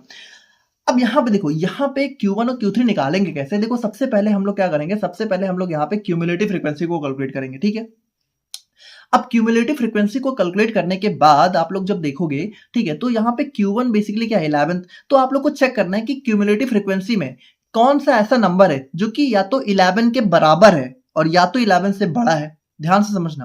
तो यहाँ पे अगर आप लोग देखो तो भाई कोई वैल्यू है क्या जो कि 11 के बराबर या बड़ी हो, तो सिंपल सी बात है भाई, यहाँ पे तो हमें मिल गई। यहाँ पे 11 एक ऐसी वैल्यू है जो कि इसके बराबर ही है। ठीक है, और या बेसिकली यहाँ पे कह सकते हो इसके बराबर है। ठीक है, जब इसके बराबर मिल गई तो हम लोग बड़ी क्यों ही देखेंगे। तो अब यहाँ पे देखिए, जब आप लोगों को क्यूमुलेटिव फ्रीक्वेंसी में 11 नंबर मिला, तो अब इसके सामने वाली जो x की वैल्यू है वो निकल के आएगी Q1। Q1 यहाँ पे कौन सी वैल्यू होगी, Q1 यहाँ पे वो वैल्यू होगी जो कि यहाँ पे मतलब देखो, सबसे पहले आप लोग Q1 इस फॉर्मूले से निकालो, जो भी निकल के आए उसको क्यूमुलेटिव फ्रीक्वेंसी में चेक करो। क्यूमुलेटिव फ्रीक्वेंसी में जो वैल्यू इसके बराबर या इससे बड़ी हो, उसके सामने वाला जो x है, ठीक है, वो हमारा हो जाता है Q1। यानी यहाँ पे आप लोग देखो तो Q1 एक्चुअल में क्या निकल के आएगा, 20। देखो ये बहुत लॉजिकल भी है। जैसे अगर आप लोग इसी डाटा को अभी ऐसे लिख लो, जैसे इस डाटा का मतलब क्या है, इस डाटा का मतलब ये है कि यहाँ पे जो 10 है, ठीक है, वो 4 बार है। तो इसको मान लो आप लोग ऐसे लिख लो, ठीक है, मान लो आप लोग ऐसे लिख लो, ठीक है, 10 हमारा 4 बार है। फिर उसके बाद 20 हमारा कितनी बार है, 20 हमारा बेसिकली 7 बार है। ठीक है, तो उसके बाद 20 लिखो तो 7 बार, 1 2 3 4 5 6 7। ठीक है, उसी तरीके से 30 फिर 15 बार है। ठीक है, तो 30 को भी आप लोग लिखोगे तो 15 बार लिखोगे, 15 बार। ठीक है, तो इस तरीके से आप लोग लिख लो। अब यहाँ पे देखो, अब अगर आप लोग देखने जाओ, ठीक है, तो है तो वही चीज भाई, 11th आइटम। अब अगर आप लोग यहाँ पे इस तरीके से लिख के चेक करो, तो लिख के चेक करोगे तो क्या निकल जाएगा, 1 2 3 4 5 6 7 8 9 10 11। तो 11वें नंबर पे कौन सा आइटम है, 20। तो देखो इस तरीके से जब आप लोग लिख के चेक करोगे तब तो आप लोग को पता चलेगा कि है तो वही चीज। लेकिन अगर हमें इस तरीके से डायरेक्टली पता लगाना है तो हम लोग ये थोड़ी करेंगे कि भाई इसको बार बार ऐसे लिखेंगे तब देखेंगे कौन सा आइटम है। हम लोग सिंपली क्या करेंगे, हम लोग क्यूमुलेटिव फ्रीक्वेंसी का कॉलम चेक करेंगे, जो भी वैल्यू यहाँ पे इसके बराबर या इससे बड़ी होगी उसके सामने की जो x की वैल्यू होगी वही हमारी हो जाएगी Q1 की वैल्यू। ठीक है, तो मैंने आप लोगों को बताया अंदर तक जाके कि एक्चुअल में ऐसा क्यों होता है। बाकी आई होप कि आप लोग समझ गए होंगे। उसी तरीके से 33 को आप लोग चेक करो। अब यहाँ पे देखो 33 जो कि Q3 निकल के आया है, तो यहाँ पे 33 क्या कोई वैल्यू है, नहीं है। 33 से बड़ी कौन सी वैल्यू है, तो 33 देखो जस्ट बड़ी वैल्यू देखते हैं। जैसे 33 से बड़ा तो 41 भी है, 43 भी है, लेकिन जब हमें 34 इकलौती वैल्यू मिल चुकी है जो कि 33 से जस्ट बड़ी है, ठीक है, तो हम लोग इसी को चेक करेंगे। अब इसके सामने कौन सी वैल्यू है, 40, यानी Q3 की वैल्यू क्या आ जाएगी, 40। अब बहुत ही सिंपल है भाई, IQR क्या होगा, Q3 - Q1, QD क्या होगा, Q3 - Q1/2। ठीक है, और कोफिशिएंट ऑफ QD हमारा इस तरीके से निकल के आएगा। ठीक है, तो ये आ जाएगा Q3 - Q1 अपन Q3 + Q1। तो ये सब सिंपल सी कैलकुलेशन है, आप लोग समझ ही गए। मेरा काम है आप लोग को ये बताना कि इसमें आप लोग को Q3 और Q1 पहचानना कैसे, समझ के बहुत ध्यान रखना। ठीक है, डिस्क्रीट सीरीज में हम लोग क्या करते हैं, सबसे पहले क्यूमुलेटिव फ्रीक्वेंसी को कैलकुलेट करते हैं, फिर हम लोग चेक करते हैं कि कौन सा वैल्यू जो है इसके बराबर या इससे बड़ी है, फिर उसके सामने जो x की वैल्यू होगी वो हमारी हो जाएगी Q3 और Q1 की वैल्यू। अब देखो डिस्क्रीट में तो चलो फिर भी ठीक है, अब कॉन्टिन्यूअस में खेल और भी थोड़ा सा टफ हो जाएगा। अब देखो अगर आप लोगों ने मीडियन और मोड वाला चीजें देखी हैं तो उसमें उसमें बेसिकली ये चीजें थी, है ना, आप लोगों को याद आ रहा होगा, उसमें भी चीजें यही थी। बट अगर आप लोग थोड़ा सा सारी चीजें देखते हुए चलोगे तो समझना आप लोग के लिए आसान होगा। अब वहीं पे अगर कॉन्टिन्यूअस सीरीज की बात करें तो कॉन्टिन्यूअस सीरीज में क्या होता है, डाटा हमारा क्लास इंटरवल के फॉर्म में होगा। अब देखो इसमें भी आप लोग क्या करोगे, सबसे पहले आप लोग यही फॉर्मूला लगाओगे, ठीक है। Q1 के लिए हमारा आ जाएगा 9, जैसे Q1 आप लोग यहाँ पे कैलकुलेट करोगे तो n मतलब कि सिग्मा समेशन f, तो जो कि 39 है ना, तो 39 डिवाइडेड बाय 4। अब n की वैल्यू कितनी निकल के आएगी, 9.75, और Q3 की वैल्यू कितनी निकल के आई, 29.25। अब आप लोग क्या करोगे, सबसे पहले इस कॉलम इसमें आप लोग क्यूमुलेटिव फ्रीक्वेंसी को कैलकुलेट करोगे, ठीक है। फिर आप लोग चेक करोगे कि कौन सी वैल्यू है जो कि 9.75 के बराबर है या तो इससे जस्ट बड़ी है। और Q3 में भी आप लोग ये चीज करोगे, जैसे यहाँ पे आप लोग देखो तो 9.75 के जस्ट बराबर या बड़ी कौन सी है, बराबर तो कोई नहीं है, बड़ी कौन सी है, 13, तो यहाँ पे 13 हो गया क्यूमुलेटिव फ्रीक्वेंसी वाला कॉलम। अब यहाँ पे देखो, अब यहाँ पे अगर आप लोग डिस्क्रीट सीरीज वाला लॉजिक लगाओ भी, ठीक है, कि इसके सामने वाली वैल्यू आप लोग की x की वैल्यू होगी, तो भाई इसके सामने की जो वैल्यू है वो तो हमें क्लास इंटरवल में दी है 10 से 20। अब इसमें x है क्या, 10 है कि 20 है। तो अब देखिए इसमें कैसे निकालते हैं, इसमें Q1 हम लोग कैसे निकालते हैं, बेसिकली इसमें Q1 निकालने के लिए हमारे पास फिर एक फॉर्मूला आ जाता है जो कि थोड़ा इस तरीके से होता है, और Q3 का भी हो जाता है, ठीक है। तो अब यहाँ पे देखो इस फॉर्म, जैसे सबसे पहले तो आप लोग को यही करना है, देखो सबसे पहले आप लोग ये फॉर्मूला लगाओगे, बहुत ध्यान से समझना, सबसे पहले आप लोग ये वाला फॉर्मूला लगाओगे, Q3 और Q1 को कैलकुलेट करोगे, और उसके बाद आप लोग यहाँ पे ये वाला फॉर्मूला लगाओगे। तो भाई सबसे पहले ये वाला फॉर्मूला लगा के क्या करना है, आप लोग को ये पता लगाना है कि क्यूमुलेटिव फ्रीक्वेंसी वाले कॉलम में कौन सा ऐसा नंबर है जो कि Q1 या फिर Q1 से Q3 से जस्ट बड़ा या बराबर है। तो आप लोग को पता चल गया कि अच्छा Q1 की वैल्यू 9.75 है, तो 13 हमारा वो कॉलम है जो कि इससे जस्ट बड़ा है, ठीक है। तो आप लोग को पता चल गया कि Q1 का जो क्लास है, देखो इसमें आप लोग को क्लास पता करनी है, ठीक है। बेसिकली Q1 का जो क्लास है वो कौन सा है, ये वाला है, ठीक है, ये वाली रो है Q1 की क्लास। और Q3 वाली रो कौन सी है, Q3 वाली रो आ जाएगी 29 से जस्ट बड़ी जो कि 30 है, ठीक है। तो 30 यानी कि Q3 वाली रो आ जाएगी ये। अब आप लोग को क्या करना है, अब आप लोग को ये फॉर्मूला अप्लाई करना है। अब इस फॉर्मूले में देखो हर एक चीज अगर आप लोग समझो, ठीक है, तो L का मतलब क्या है, lower limit of quartile class. देखो सबसे पहले आप लोगों को क्वार्टाइल क्लास पता करनी है। क्वार्टाइल क्लास आप लोगों को कैसे पता चलेगी, यहां से, है ना। सबसे पहले आप लोग क्वार्टाइल मतलब Q1 की क्लास कौन सी है, Q1 की क्लास वो वाली है जिसकी वैल्यू, ठीक है, क्यूमुलेटिव फ्रीक्वेंसी वाले कॉलम में या तो इसके बराबर है या तो इससे जस्ट बड़ी है। तो ये पूरी की पूरी क्लास हो गई Q1 वाली क्लास, ठीक है। तो Q1 वाली जैसे यहां पे L की जो वैल्यू है वो क्या होगी, lower limit of quartile class, यानी कि देखो क्वार्टाइल क्लास कौन सी है, 10 से 20, लोअर लिमिट इसकी क्या है 10, यानी यहां पे जो L की वैल्यू क्या आ जाएगी, 10 आ जाएगी। फिर हमारा आ जाता है क्यूमुलेटिव फ्रीक्वेंसी। अब यहां पे देखो बहुत ध्यान से समझना भाई, देखो यहां से आप लोगों को पता करना है क्यूमुलेटिव फ्रीक्वेंसी का कॉलम जो कि इसके जस्ट बराबर या बड़ा हो। लेकिन यहां पे जो क्यूमुलेटिव फ्रीक्वेंसी की वैल्यू आप लोगों को इस फॉर्मूला में रखनी है वो कौन सी होगी, वो वाली क्लास की होगी जो कि इससे जस्ट पीछे है। देखो cumulative frequency before quartile class, मतलब क्वार्टाइल क्लास से पहले वाले रो में जो क्यूमुलेटिव फ्रीक्वेंसी की वैल्यू है वो आप लोग को यहां पे रखनी है। इसीलिए देखो यहां पे कंफ्यूजन हो जाती है बच्चों को। कई बार बच्चे क्या करते हैं कि भाई वो लोग सोचते हैं कि अच्छा क्लास तो ये वाली है तो क्यूमुलेटिव फ्रीक्वेंसी तो 13 होगी ना, लेकिन यहां पे आप लोग को 13 नहीं रखना है, यहां पे आप लोग को रखना है 5। क्यों, क्योंकि क्यूमुलेटिव फ्रीक्वेंसी कौन सी लेनी है, जो कि क्वार्टाइल क्लास से ऊपर वाली हो, बिफोर, पहले वाली, ठीक है। और फिर F हमारा हो जाएगा फ्रीक्वेंसी ऑफ क्वार्टाइल क्लास। अब यहां पे F मतलब हमारी वो फ्रीक्वेंसी है, क्यूमुलेटिव फ्रीक्वेंसी नहीं, फ्रीक्वेंसी जो कि क्वार्टाइल क्लास में बिलोंग करती है। तो क्वार्टाइल क्लास Q1 के लिए कौन सी निकल के आई, 10 से 20, तो इसमें फ्रीक्वेंसी की वैल्यू क्या है, 8। तो यहां पे F की वैल्यू क्या आ जाएगी, 8। और I का मतलब होता है क्लास इंटरवल या फिर क्लास विड्थ। तो यहां पे अगर आप लोग देखो तो क्लास इंटरवल कितना है भाई, 0 से 10 में कितना गैप है, 10, 10 से 20 में 10, 20 से 30 में 10, यानी इसमें I की वैल्यू क्या आ जाएगी, 10। देखो I का फॉर्मूला होता है upper limit minus lower limit, तो यहाँ पे 10 में से 0 को घटाओगे कितना आ जाएगा, 10, तो क्लास विड्थ आ जाएगी 10। तो इस तरीके से जब आप लोग यहाँ पे देखो, ये मैंने Q1 के लिए बताया। अब अगर Q3 के लिए आप लोग देखो तो Q3 में L की वैल्यू क्या आ जाएगी भाई, Q3 की क्लास कौन सी निकल के आई, हमारी 30 वाली। तो Q3 में L की वैल्यू हो जाएगी 30, है ना, क्योंकि देखिए लोअर लिमिट क्या है, 30 है। फिर यहाँ पे देखो, यहाँ पे CF की वैल्यू क्या आ जाएगी, CF की वैल्यू जो कि 30 से ऊपर वाली क्लास में, यानी 125। और फिर F हमारा F मानी 30 वाली क्लास में, तो F की वैल्यू 5 आ जाएगी, और I तो वही 10 सेम ही रहेगा, 10। तो इस तरीके से आप लोग समझ गए ना, देखो समझ गए ना, बहुत जरूरी है इसको समझना। अब आप लोग यहाँ पे ये सारी वैल्यू जब अपने फॉर्मूले में पुट करोगे, ठीक है, तो यहाँ पे देखिए ये सारी वैल्यू हम लोगों ने फॉर्मूले में पुट करी, ठीक है। तो यहाँ पे आप लोग कैलकुलेट करोगे, तो जैसे इस तरीके से कैलकुलेट करने पे आप लोग का जो Q1 है उसकी वैल्यू निकल के आएगी 15.9375, और Q3 की वैल्यू आप लोग की निकल के आएगी 38.5, ठीक है। तो इस तरीके से आप लोगों को Q1 और Q3 मिल जाएगा। तो यहाँ पे देखिए Q1 और Q3 को निकालना हमारे लिए थोड़ा सा टिपिकल हो जाता है कॉन्टिन्यूअस सीरीज में। अब देखो, वैसे जनरल आप लोग को ये क्वेश्चन एग्जाम में नहीं देखने को मिलेगा, ठीक है, इतना टफ क्वेश्चन जनरली नहीं पूछते हैं, लेकिन बाय द वे पूछ भी लिया तो आप लोग प्रिपेयर तो रहो, रेडी तो रहो। तो रेडी आप लोग को रहना है, ठीक है। भले आप लोगों से क्वेश्चन जनरली नहीं पूछा जाता है, लेकिन अगर पूछ लिया जाए तो आप लोग रेडी रहना। तो रेडी कैसे रहोगे? सिंपल सी बात है, सबसे पहले Q1 Q3 निकालो। Q1 Q3 आप लोग को सिंपल वही फॉर्मूला से निकालना है, ठीक है, जो कि हमारा दिया हुआ है।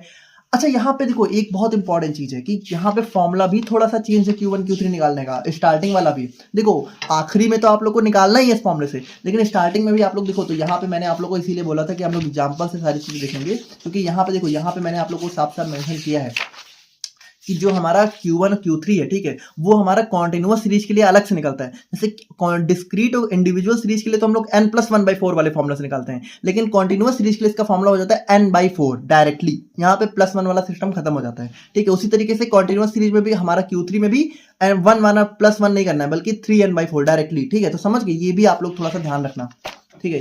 तो दो चीजें आप लोगों को कॉन्टिन्यूअस सीरीज में ध्यान रखनी है। कौन कौन सी? सबसे पहले तो Q1 Q3 का फॉर्मूला हमारा हो जाता है n/4 और 3n/4, और उसके बाद जो निकल के आएगा उसको आप लोग को चेक करना है, क्वार्टाइल क्लास पता करनी है, और क्वार्टाइल क्लास में आप लोग को ये सारे फॉर्मूले रखने हैं, ठीक है, जो कि हमारा मैंने आप लोग को बहुत अच्छे से बता ही दिया, ठीक है। उसके बाद आप लोग को ये कैलकुलेशन करनी है, और उसके बाद जब आप लोग को Q1 Q3 मिल जाएगा तो सिंपल सी बात है, IQR मतलब Q3 - Q1, तो यहाँ पे आ जाएगा IQR हमारा कुछ इस तरीके से आ जाएगा। QD हमारा जो है इसको 2 से डिवाइड कर दो, तो ये हमारा QD आ जाएगा। फिर कोफिशिएंट ऑफ QD, तो इसमें नीचे एडिशन, ऊपर सब्ट्रैक्शन, डिवाइड, और ये हमारा आ जाएगा, ठीक है। तो इस तरीके से हमारे यहाँ पे हमारा जो है क्वार्टाइल जो है, बेसिकली क्वार्टाइल के लिए हमारा जो है कॉन्टिन्यूअस सीरीज के लिए हम लोग यहाँ पे क्वार्टाइल को कैलकुलेट करते हैं। आई होप कि आप लोग यहाँ पे समझ गए होंगे। बाकी देखिए, अब अगर हम लोग यहाँ पे इसके मेरिट्स और डिमेरिट्स की बात करें, तो देखो मेरिट्स क्या है कि यहाँ पे इसको भी भाई देखिए, इंडिविजुअल वगैरह के लिए तो बहुत ही सिंपल है। हम लोग क्या करेंगे, Q3 Q1 को फॉर्मूला से निकाल लेंगे, समझना भी थोड़ा सा इजी हो जाता है, ठीक है। और एक्सट्रीम वैल्यू से अफेक्ट नहीं होता है भाई। देखो, एक्सट्रीम वैल्यू से हमें कोई लेना देना नहीं है, हम लोग बीच की वैल्यू पता लगाते हैं। अब यहीं पे इसकी डिमेरिट की बात करें, तो डिमेरिट देखिए नोट्स में आप लोग को मिल जाएगी। बाकी इसका जो मेन डिमेरिट है वो यही है भाई। देखो, रेंज का डिमेरिट क्या था? रेंज का डिमेरिट ये था कि वो यहाँ पे क्या कर रहा था, वो यहाँ पे एक्सट्रीम वैल्यूज को ले रहा था, बीच वाली को छोड़ दे रहा था। तो इसी तरीके से क्वार्टाइल डेविएशन का जो हमारा डिमेरिट हो जाएगा, वो इसका जस्ट उल्टा हो जाएगा। ये लास्ट वाली को छोड़ दे रहा है, बीच वाली को ले रहा है। तो भाई देखो, लास्ट वाली वैल्यू भी तो इंपॉर्टेंट है। देखो, हमें चाहिए कि कोई ऐसा हो जो कि सारी वैल्यू को ले, ऐसा ना हो कि सिर्फ बीच या लास्ट वाली को ले। तो ये भी सिर्फ बीच वाली को तो ले रहा है, लास्ट वाली को छोड़ दे रहा है, इसलिए ये इसकी डिमेरिट हो जाएगी, ठीक है। तो इस तरीके से हमें यहाँ पे क्वार्टाइल डेविएशन, क्वार्टाइल स्टैंडर्ड, ठीक है,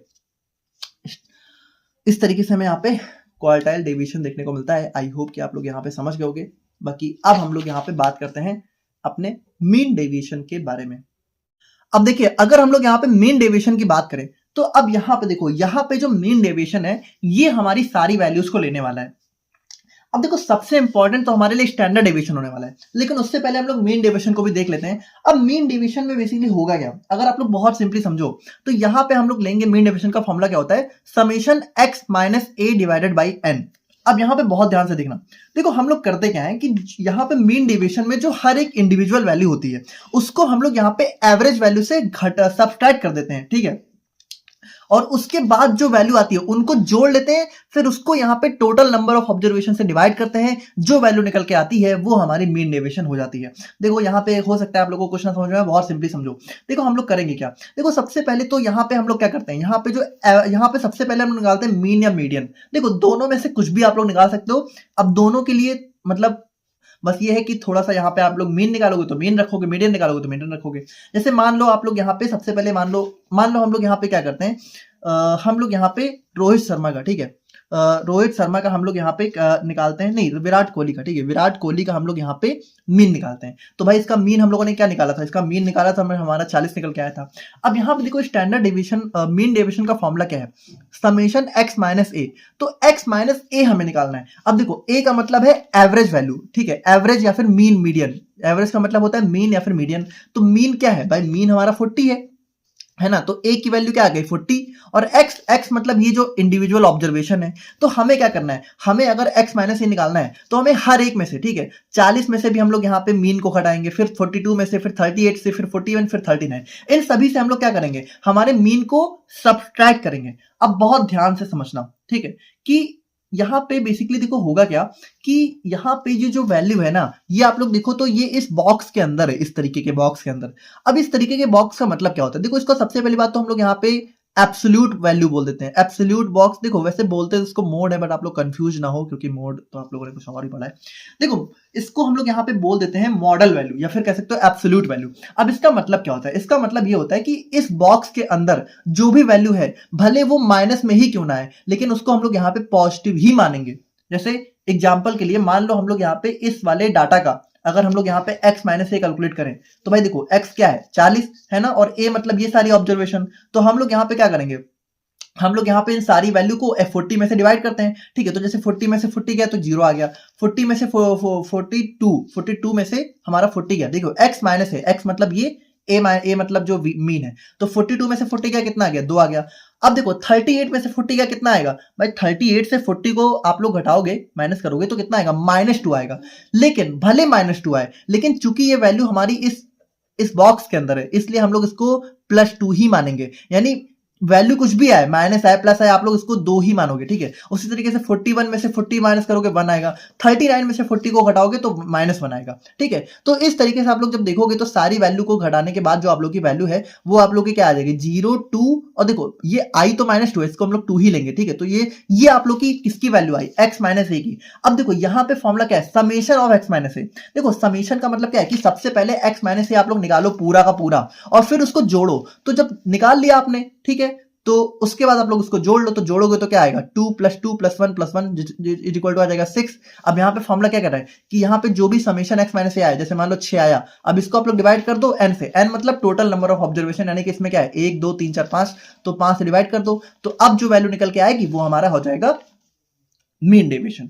तो इस तरीके से हम लोग यहाँ पे मीन डेविएशन को कैलकुलेट करते हैं। ठीक है, देखो इस बॉक्स का मतलब है कि हमारा आप लोग को इग्नोर कर देना है पॉजिटिव या नेगेटिव साइन। ठीक है, देखो ये बॉक्स बेसिकली इसको दिखा रहा है। ठीक है, एंड हमारा टोटल नंबर ऑफ ऑब्जर्वेशन है, ये हमारा मीन मीडियन हो जाएगा, एक्स हमारा ऑब्जर्वेशन वैल्यू हो जाएगी। ठीक है, तो इस तरीके से हम लोग यहाँ पे मीन डेविएशन को निकालते हैं।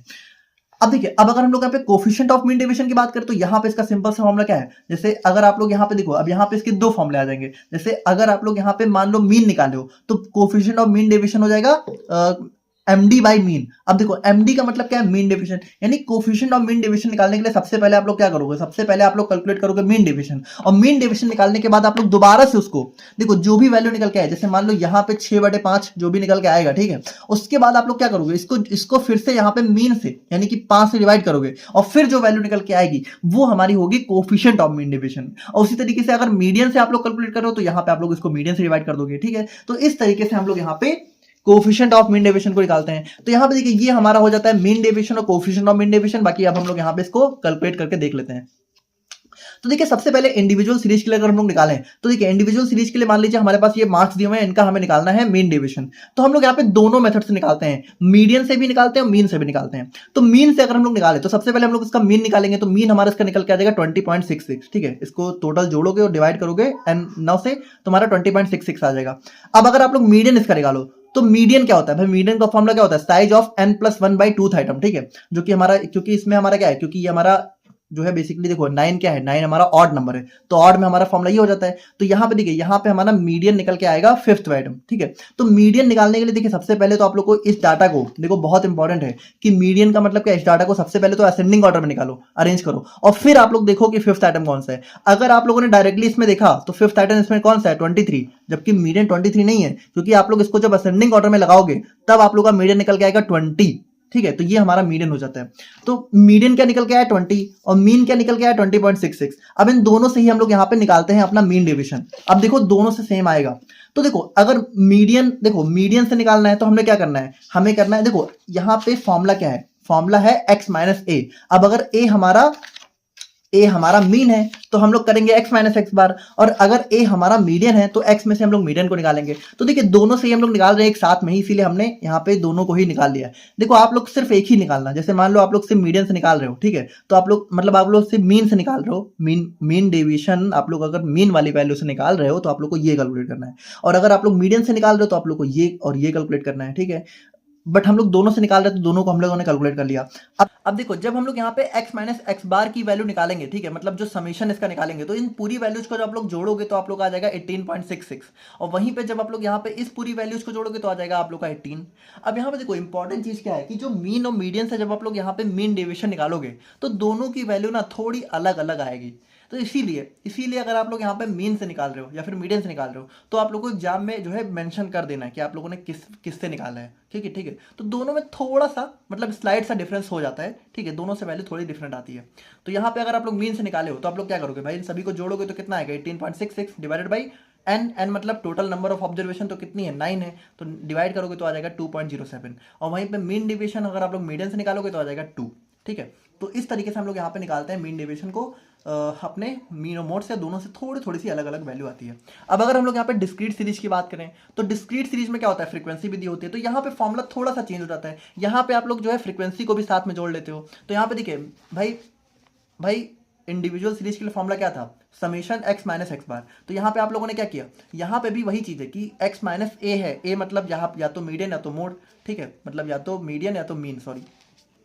तो आप लोग f को भी जोड़ लो। ठीक है, f को भी इंक्लूड कर लो। और नीचे क्या था n, और n का मतलब क्या होता है भाई, फ्रीक्वेंसी में n का मतलब यही तो होता है कि समेशन ऑफ f, यानी कि फ्रीक्वेंसी को टोटल जोड़ो। तो है तो फॉर्मूला वही, बस इसमें फ्रीक्वेंसी को भी हम लोगों ने ऐड कर लिया है। ठीक है, तो ये हमारा इसका फॉर्मूला हो जाता है। अब यहाँ पे मान लो ये हमारा डाटा है। ठीक है, तो इसको अगर हम लोग यहाँ पे कैलकुलेट करें तो इसका जो मीन आएगा, ठीक है, तो हम लोग सिर्फ मीन से ही कैलकुलेट कर लेते हैं। ठीक है, तो इसका सबसे पहले आप लोग क्या निकालोगे, सबसे पहले इसका मीन निकालोगे। अब देखो मीन का फॉर्मूला क्या होता है, बहुत इंपॉर्टेंट चीज है भाई, सबसे पहले आप लोग को मीन कैलकुलेट करना है। अब मीन भी तो हमारा डिस्क्रीट सीरीज के लिए मीन का फॉर्मूला क्या होता है, मीन का फॉर्मूला होता है summation F x upon summation F. तो सबसे पहले तो आप लोग इसका मीन निकालोगे, तो मीन निकल के आएगा इसका 4। ठीक है, और उसके बाद आप लोग यहाँ पे डेविएशन निकालोगे। तो डेविएशन क्या होता है, अब इसका डेविएशन हमें निकालना है, हमें सबसे पहले तो x माइनस ए निकालना है। ठीक है, क्योंकि हमें सबसे पहले तो x माइनस ए चाहिए। अब उसके बाद हम लोग यहाँ पे f से मल्टीप्लाई करेंगे इसको फ्रीक्वेंसी से। ठीक है, और उसके बाद जो वैल्यू आएगी उसको हम लोग टोटल जोड़ेंगे।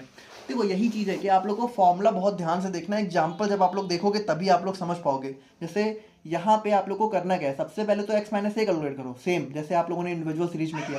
ठीक है, तो a हमारा क्या है, यहाँ पे हमने मीन निकाला है, तो मीन है हमारा 4। ठीक है, तो आप लोग जब कैलकुलेट करोगे तो यहाँ पे 4 में से 2 गया। ठीक है, सॉरी 2 में से 4 गया। ठीक है, क्योंकि मॉड में है तो हमारी वैल्यू प्लस में ही आएगी। तो ये हमारा आ जाएगा, बेसिकली हमारा आ जाएगा x माइनस ए। अब आप लोग क्या करो, अब इस x माइनस ए को आप लोग f से मल्टीप्लाई करो। ठीक है, तो क्या आ जाएगा 3 into 2 is equal to 6, 4 into 0 4, 3 into 6। ठीक है, अब यहाँ पे इसकी वैल्यू आप लोगों को निकालनी है। तो अब इन सबको जो आप लोग जोड़ोगे तो कितना आएगा 12। अब आप लोग यहाँ पे मीन डेविएशन में आप इसकी वैल्यू रखोगे तो 12 बटे, और यहाँ पे 10 क्या है, समेशन एफ मतलब 3 + 4 + 3 is equal to 10 is equal to 1.2।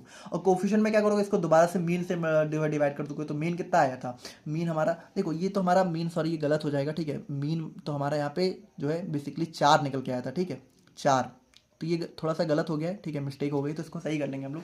तो ये बेसिकली 4 से हमें डिवाइड करना है, तब हमें मिलेगा हमारा समीशन कोफिशिएंट ऑफ एमडी। तो देखिए इस तरीके से हम लोग यहाँ पे कैलकुलेट करते हैं। थोड़ा प्रैक्टिस करोगे ना तभी आप लोग थोड़ा डिफरेंशिएट कर पाओगे, वरना तो कन्फ्यूजन हो जाएगी। तो देखो इस तरीके से हम लोग यहाँ पे मीन डेविएशन कैलकुलेट करते हैं। और वहीं पे अगर हम लोग यहाँ पे बात करें अपने जो है mean deviation for continuous series के बारे में, तो देखिए कॉन्टिन्यूअस सीरीज में भी हम लोग यहाँ पे वही करेंगे। ठीक है, हम लोग यहाँ पे सबसे पहले अपना मीन निकालेंगे। ठीक है, तो वहाँ पे मीन का फॉर्मूला क्या हो जाएगा, summation f m upon summation f, है ना, क्योंकि वहाँ पे मिड वैल्यू हम लोग निकालते हैं। फिर हम लोग यहाँ पे क्या करेंगे, मिड वैल्यू से इसको जो है सब्सट्रैक्ट करेंगे। ठीक है, तो वहाँ पे हमारा एक्स जो है मिड वैल्यू से रिप्लेस हो जाएगा, बाकी सारा फॉर्मूला सेम ही रहेगा। ठीक है, तो ये हमारा हो जाता है mean deviation for discrete and discrete series और कॉन्टिन्यूअस सीरीज के लिए आप लोग निकाल लेना। ठीक है, आता है नहीं उतना, इसीलिए हम लोग डिटेल में बात नहीं कर रहे।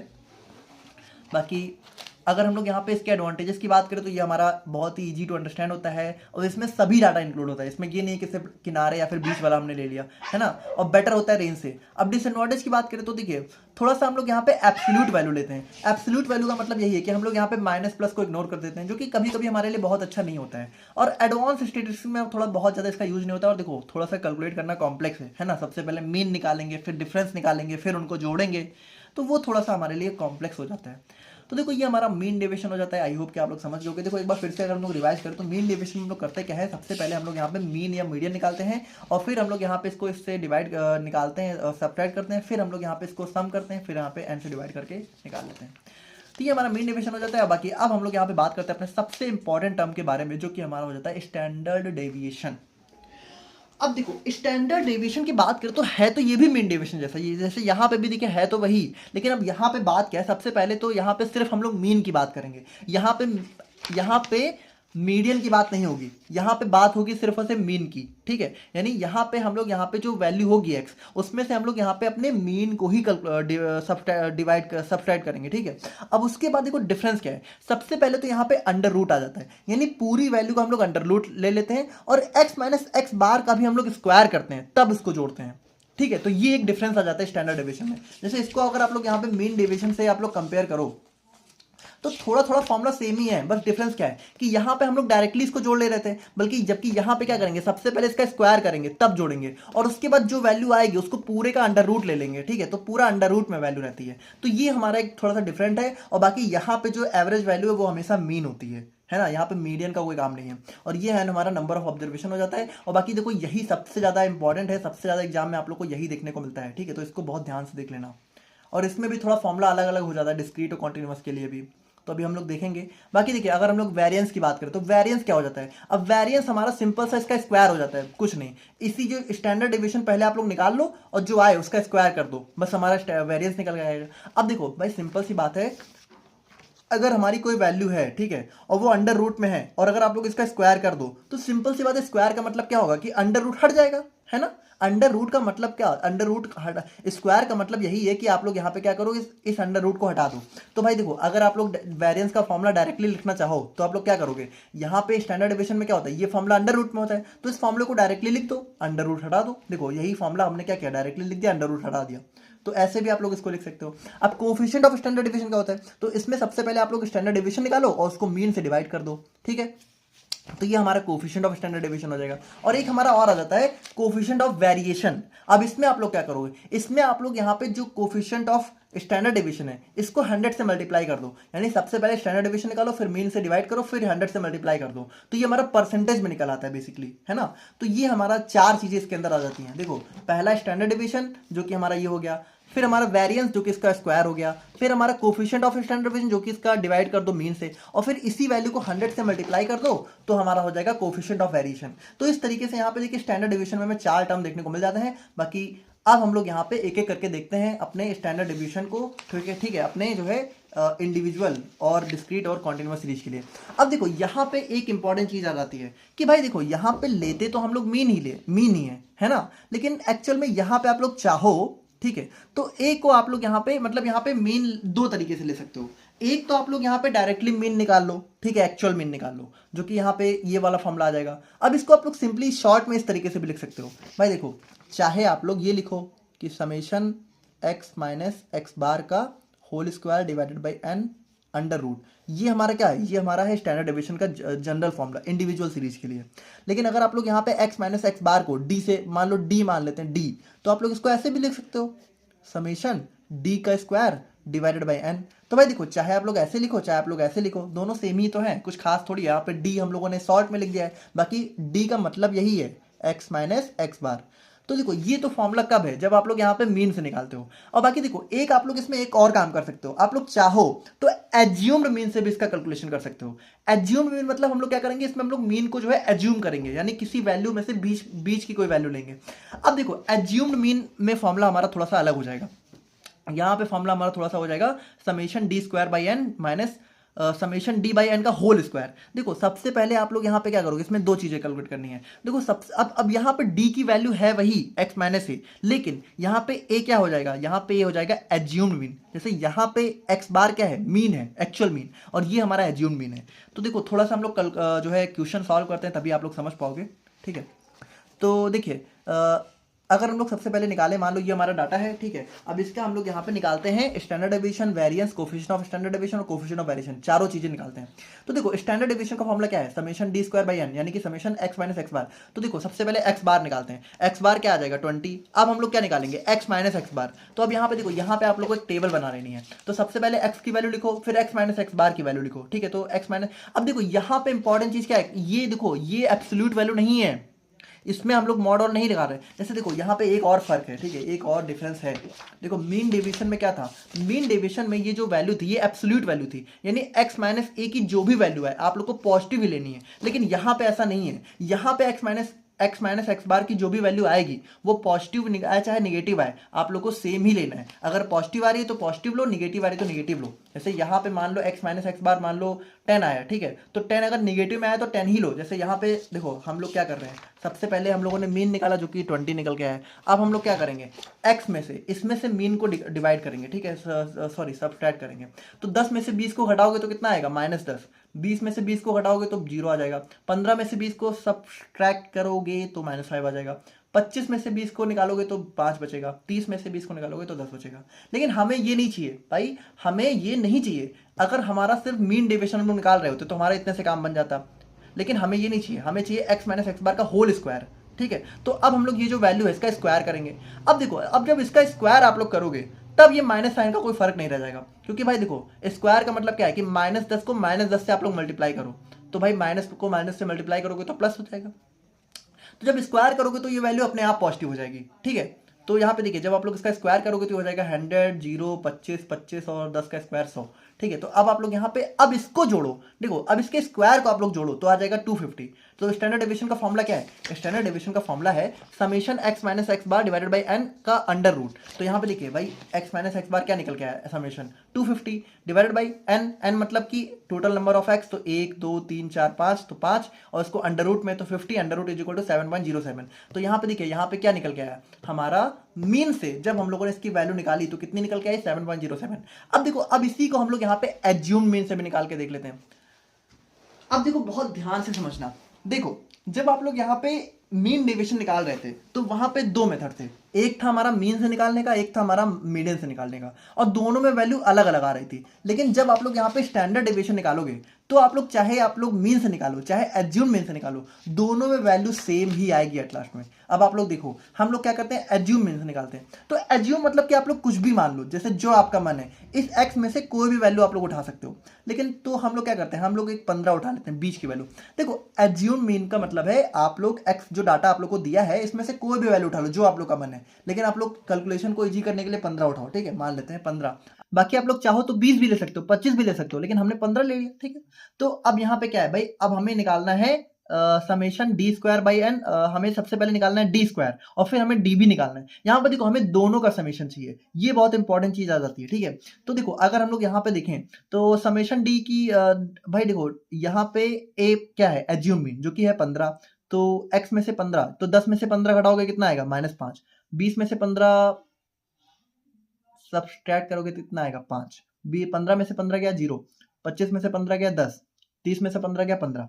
अब आप लोग यहाँ पे क्या करो, अब इसका स्क्वायर भी कर दो, क्योंकि देखो हमें डी स्क्वायर भी चाहिए और नॉर्मल डी भी चाहिए, ठीक है। तो डी स्क्वायर कर दो, तो 25 25 0, 10 का स्क्वायर 100, 15 का स्क्वायर 225। अब आप लोग क्या करो, दोनों को जोड़ो, ठीक है। तो समेशन डी भी चाहिए, देखो समेशन डी है, देखो ये बहुत इंपॉर्टेंट चीज है। जैसे यहाँ पे जो स्क्वायर है ये पूरे का है, ये सिर्फ समेशन डी का नहीं है। और यहाँ पे क्या है, यहाँ पे सिर्फ डी स्क्वायर का समेशन है। जैसे यहाँ पे हमें पूरे का स्क्वायर लेना है, जबकि यहाँ पे सिर्फ हमें डी स्क्वायर का समेशन लेना है। तो ये छोटी छोटी चीजें आप लोग को ध्यान देनी पड़ेंगी, ठीक है। तो यहाँ पे डी स्क्वायर आप लोग निकालो। अब देखो हमें क्या है, समेशन डी मिल गया 25, समेशन डी स्क्वायर मिल गया 375। तो अब आप लोग वैल्यू पुट कर दो, तो देखो यहाँ पे समेशन डी स्क्वायर में आप लोग रखो 375 और समेशन डी क्या निकल के आया 25, ठीक है। तो यहाँ पे 25 डिवाइडेड बाई एन, एन मतलब नंबर ऑफ ऑब्जर्वेशन जो कि कितनी है 5 डिवाइडेड बाई 5 डिवाइडेड बाई 5। अब आप लोग यहाँ पे क्या करो, अब 25/5 करोगे तो कितना आएगा 5, और 5 का जब स्क्वायर करोगे तो कितना आ जाएगा 25। तो यहाँ पे देखो ये पूरी वैल्यू जब आप लोग निकालोगे तो आ जाएगा 25, और ये पूरी वैल्यू हमारी आ जाएगी 75। अब 75 में से 25 गया कितना बचा, √50, और वैल्यू कितनी निकल गई 7.07। यानी यहाँ पे देखो आप लोग चाहे इससे निकालो और चाहे आप लोग यहाँ पे इससे निकालो, है ना। यहाँ पे हम लोगों ने एक्चुअल मीन से निकाला, यहाँ पे हमने एज्यूम मीन से निकाला, लेकिन दोनों में ही वैल्यू हमारी क्या है, सेम निकल के आई। अब वेरिएंस क्या है, इसी का आप लोग यहाँ पे स्क्वायर कर दो, या फिर कह सकते हो इसी का अंडर रूट कर दो। तो यहाँ पे देखो भाई हम लोग क्या करेंगे, सिंपली हम लोग जो है अंडर रूट हटा देंगे, तो अंडर रूट हटा दो तो कितना 50 ही तो आ जाएगा, वही चीज तो है। अब उसके बाद यहाँ पे कोफिशिएंट में हम लोग क्या करेंगे, इसको दोबारा से मीन से डिवाइड कर देंगे, ठीक है। तो हमारा 0.3535 आ जाएगा।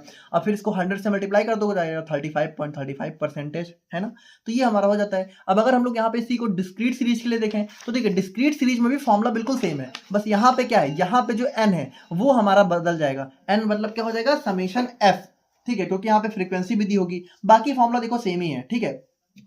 तो अब यहाँ पे देखिए, यहाँ पे अगर हम लोग निकालें तो सबसे पहले देखिए, मान लीजिए हमारे पास ये डाटा है, हमें इससे कैलकुलेट करना है, तो हम लोग क्या करेंगे, सबसे पहले तो आप लोग को मीन निकालना है। तो मीन कैसे निकलेगा, F x upon summation F, ठीक है, तो जो कि हमारा यहाँ पे आ जाएगा 12.71।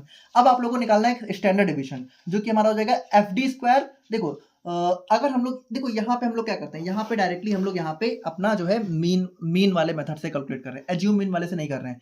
एज्यूम मीन वाला भी आप लोग समझ ही गए भाई, आप लोग यहाँ पे क्या करो, आप लोग यहाँ पे एज्यूम मीन में हमारा यहाँ पे बेसिकली देखो एज्यूम मीन में, अच्छा देखो यहाँ पे थोड़ा सा डिफरेंट आ जाएगा, ठीक है, थोड़ा सा डिफरेंट है फॉर्मूला। जैसे यहाँ पे आप लोग देखो तो यहाँ पे फ्रीक्वेंसी भी ऐड हो गई है, ठीक है, क्योंकि यहाँ पे भाई देखो, जैसे यहाँ पे आप लोग फॉर्मूला कंपेयर करो, यहाँ पे सिर्फ डी था, डी का मतलब क्या था, एक्स माइनस ए, जबकि यहाँ पे क्या है, एफ भी आ गया, और उसी तरीके से यहाँ पे भी हमारा एफ आ जाएगा, ठीक है, यहाँ पे भी हमारा एफ आएगा, ठीक है, यहाँ पे भी ये एफ डी स्क्वायर होगा, ठीक है, बेसिकली इतना आप लोग समझो। तो एफ हमारा फ्रीक्वेंसी हो जाएगा और डिवाइडेड बाई एन, ठीक है, तो ये फॉर्मूला थोड़ा सा चेंज हो जाएगा, यहाँ पे ध्यान रखना, ठीक है, तो थोड़ी बहुत गलतियां हो जाती हैं, देखो वही बात है कि इसमें प्रैक्टिस करोगे तभी काम बन पाएगा।